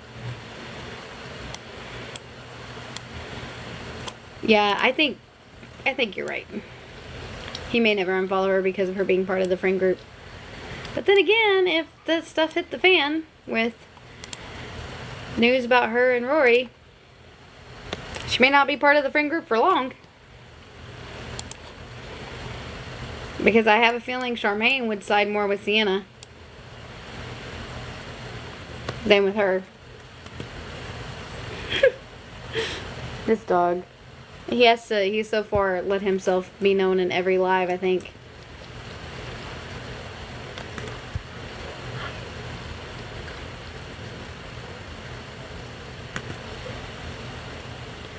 There's rumors going around that Rory and Antonio had an affair or were involved at some point. And people are speculating as to why the friend group's being so quiet, and the theories are, one, that everything's hit the fan and Luke has come home to mommy, and or that Luke put his foot down and straight up said, stop posting where I'm at if we're going to be doing this stuff. I think Jack and Nick follow each other, but I don't think Jack's part of the friend group right now for some reason. I don't know what. Someone said that he and Antonio were together before she and Luke were together.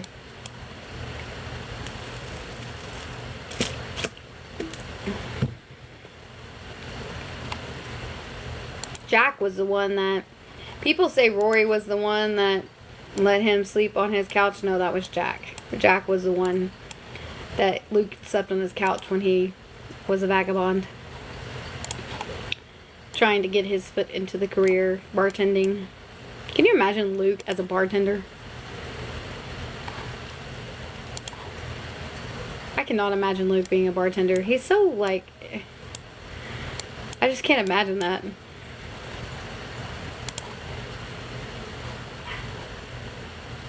He's just so quiet.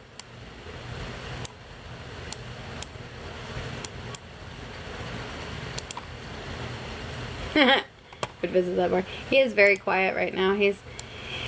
I feel like if he had more of a social media presence, his IMDb would not have tanked as bad as it did. A singing bartender. That would be fabulous. I think that if he had posted more, that he definitely wouldn't have seen a tank in his IMDb star rating. When will he and Nicola move in together?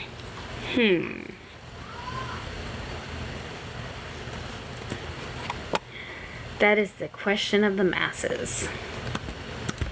Inquiring minds want to know. Where's Dumois when we need her? Like, when is she gonna report on something of value? Where is people reporting on this? Where's Backgrid? In their faces taking all these pictures. Just saying. Seems kind of convenient that Dumois and Backgrid only seem to show up on occasion. Occasions where someone happens to be present.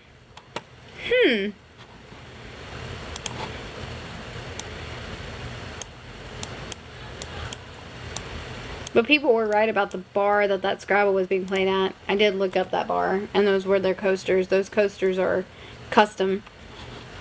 And I could almost pinpoint where they were at.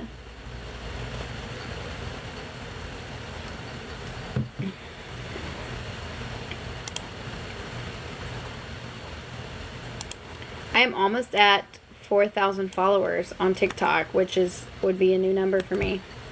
Like a big jump. Like in the last week, I went from, I think, 3,100 or 3,200 something. And I'm almost at 4,000. Would they try to pretend to be friends? No, because the whole cast would know. The whole cast would know. They'd be like, why don't we just give Luke and Nick their trailer together? My kids have, well, my 15-year-old has watched some of Bridgerton, but it is obviously of questionable content in some places. But then again, she also goes to public schools, so there is that. My 17-year-old could care less about Bridgerton. My 19-year-old doesn't like the fact that it's not accurate to the Regency era. She is very, very specific about things. So, I really don't think my kids honestly care about Luke and Nick. They think it's funny that I'm so obsessed with this because they don't get to see me obsessed with anything. So, this has been funny for them. Well, they shared a hair and makeup trailer, but they never actually shared a trailer. Because it shows, like Luke in his trailer, and it says Colin Bridgerton on it. It does not say, or it says Colin on it. It doesn't say, like Luke in his trailer, and it says Colin Bridgerton on it. It does not say, or it says Colin on it. It doesn't say, like Luke in his trailer, and it says Colin Bridgerton on it. It does not say, or it says Colin on it. It doesn't say, like Luke in his trailer, and it says Colin Bridgerton on it. It does not say, or it says Colin on it. It doesn't say, come at the same time. Why is it saying resume live? Did my live end for a minute? Weird.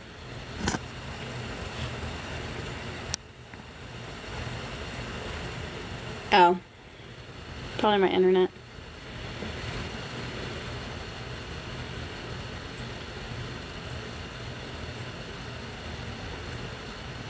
Am I still freezing? Or is it back to normal? Okay, it's fixed now. Okay. But I don't think that I think they might share a hair and makeup trailer. The other night when I did a live and I was like on for like 7 hours, I think there was like 20 of us that just basically sat and like talked for that whole time. Like it was like being in my living room, like us just chilling out. But I had this idea.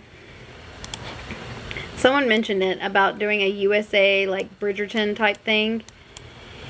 And you guys, I live in one of the #1 tourist destinations in the country.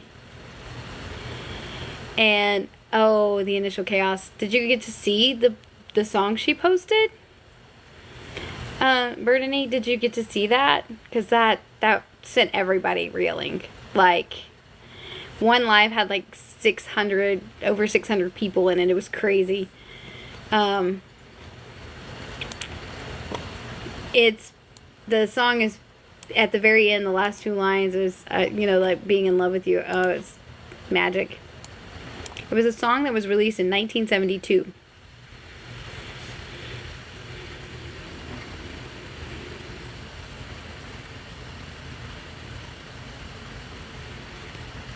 But yeah, back to my kids. Like, they're not, I think they're just not used to seeing me obsessed with something like this.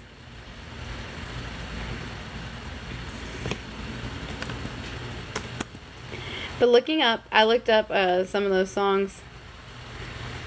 Kat, why are you are gonna be miserable tomorrow. You know that, right? You're gonna be so miserable. But like when I was talking about, okay, so thinking about the fact that I live in the #1 tourist destination in the United States, and someone said something about a USA Bridgerton thing, like my mind went nuts earlier. And it's a fabulous idea, but I really feel like it would be hard to execute. Like, I would need a whole team of people to help me execute this. And I can't, and I was like thinking of location and like how to make it feel real. Because like we actually have, they're more like Cinderella carriages, but we have people who have horse-drawn carriages here as a tourist attraction. And yeah, but like my mind went nuts thinking about it. I was like, I could pull this off. It would take a whole team of people, but I could pull it off. I could create a whole USA Bridgerton experience where people come and travel here, and like it's a whole week-long event of fun things to do. Like, can you imagine culminating in a ball? Oh my goodness, it would be so fun. Maybe not a week long, maybe 4 days. But just lots of fun Bridgerton inspired events. And I don't know, I think it would be hilariously fun. But it would just be, the problem would be is like the execution of it, the cost. And I think it would be epic if I could get, our 2 favorite stars to show up, but that probably wouldn't happen. But still, can you imagine? Hey, I'm at 33. 333 is my angel number. So whenever I say, oh, I've dropped to 32. Okay, never mind, angel number, forget that.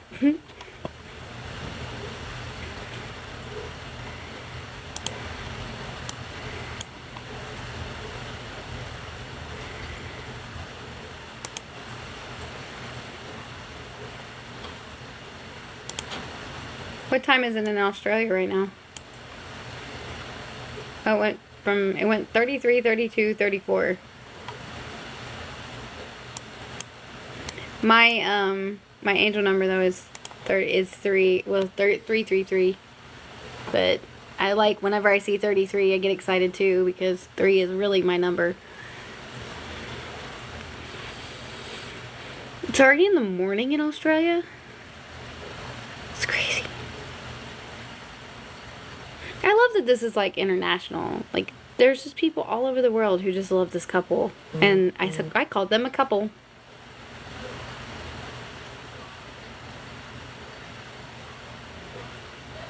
Good night, cat.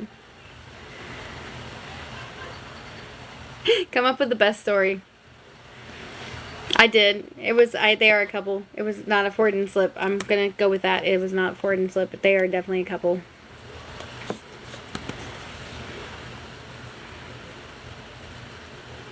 Yeah. He looks like he wants, yep, that's how we're all feeling.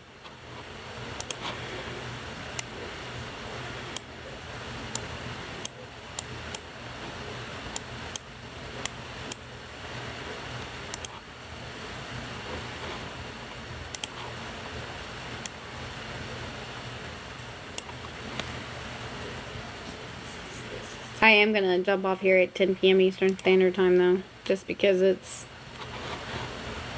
I have to substitute teach tomorrow, so I need to be all fresh and ready.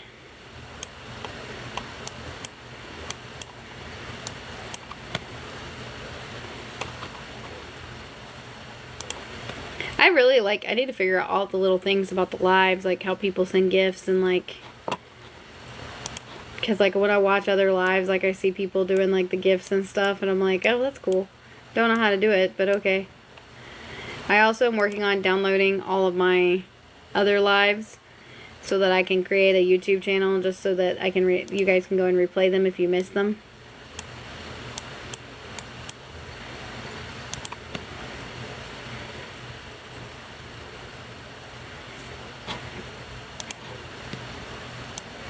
I am determined that this is a fairy tale that we are watching play out in real life. Bye, Steph. Have a good night. Thank you for joining in.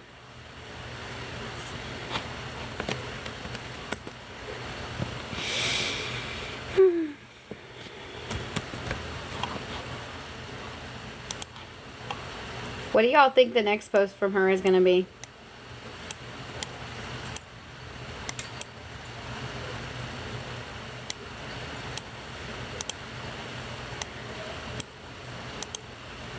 Well, Morgan, that is in the works.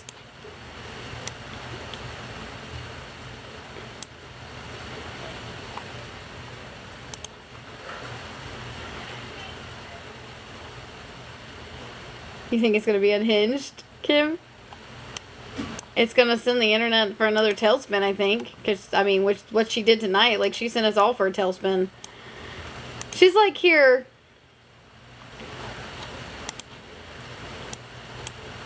She knows exactly what she's doing, too. These people were like, oh, she's just posting a picture and a t-shirt. She's just playing Scrabble. I'm like, no.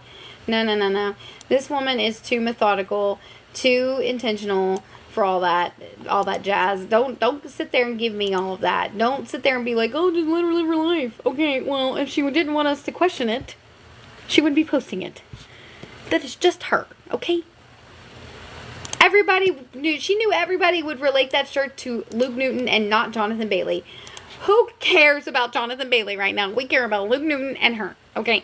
That's who we care about. Although, I mean, we do care about Jonathan Bailey. Johnny B is a handsome man who's very career-oriented, and he is a rising star of success.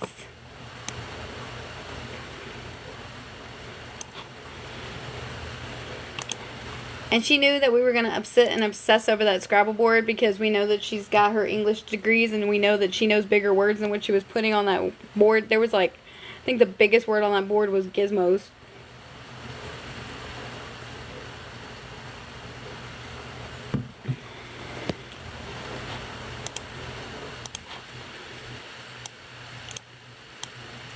I think that the next post will, if it comes tomorrow, I'll be shocked, but because she's been posting like every 2 to 3 days, so.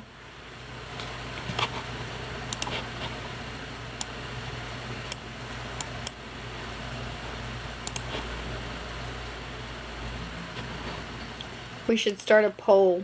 When do we think Nicola will post again? Will it be tomorrow? Or will it be in 2 days? Sunset pic.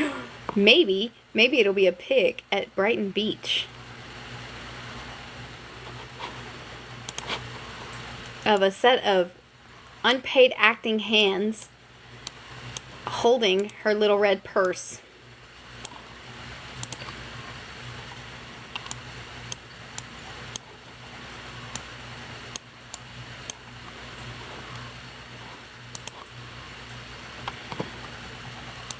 I think that that would be so cute to get the Brighton Beach, him hold a little picture of his hands holding her purse. It'd be adorable.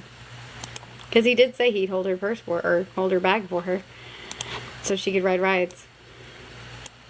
And I just want to throw this out there. There's only 28 people in here, but perhaps we could spread the word. A lot of people are mistaking a old picture of him spooning Sophie as him spooning Antonia.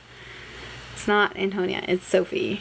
And it's getting on my nerves that people are like, oh, he calls Antonia little one. I'm like, that's Sophie. And Sophie was little. She was very petite. And I'm like, I'm getting so frustrated because I'm just like, that's not Antonia. That's not Antonia. Get your facts straight. But yes, I think a Brighton Beach picture would be cute. Sophie was before Jade, yeah. It's an old picture that's circulating. She was in the lodge. Sophie was in the lodge with him.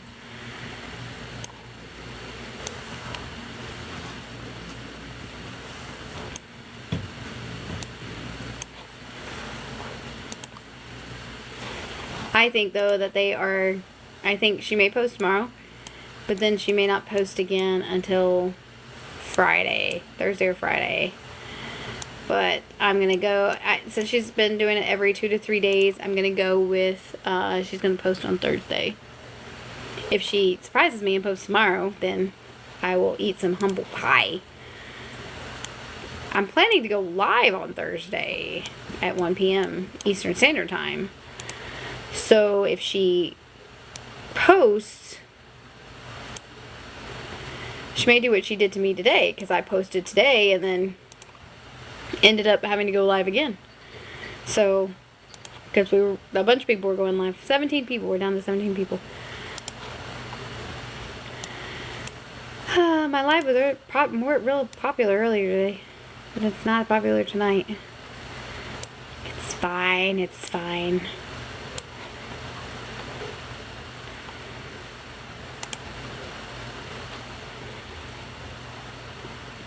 She's being very... his mom likes her.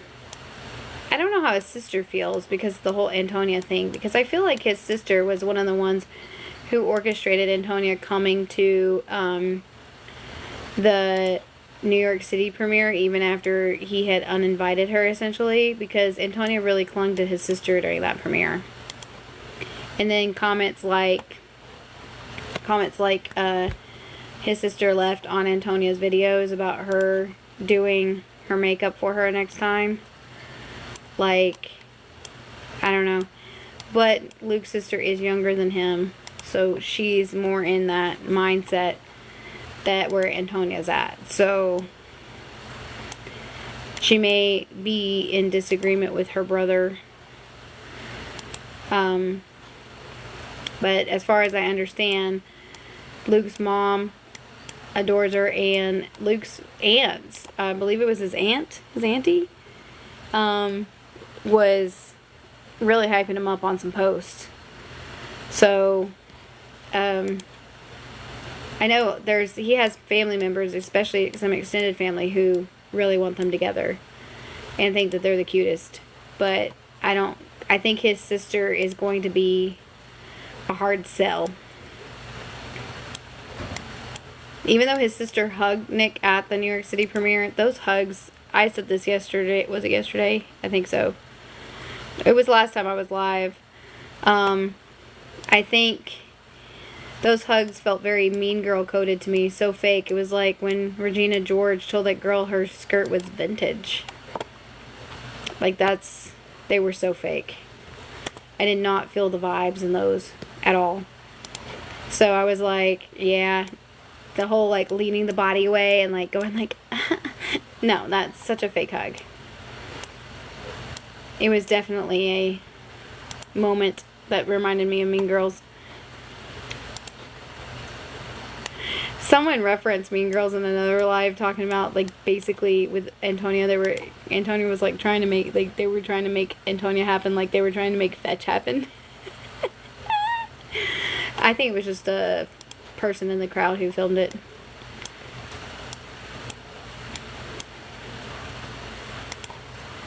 Probably someone who knew Antonia, because for some reason, wherever Antonia is, there's a camera. Isn't that ironic? Don't you think? Every time Antonia's present. Yeah. Alright guys, it's 9:57, so I'm going to hop off here in like a couple minutes, but I will go live again on Thursday at 1 p.m. Eastern Standard Time.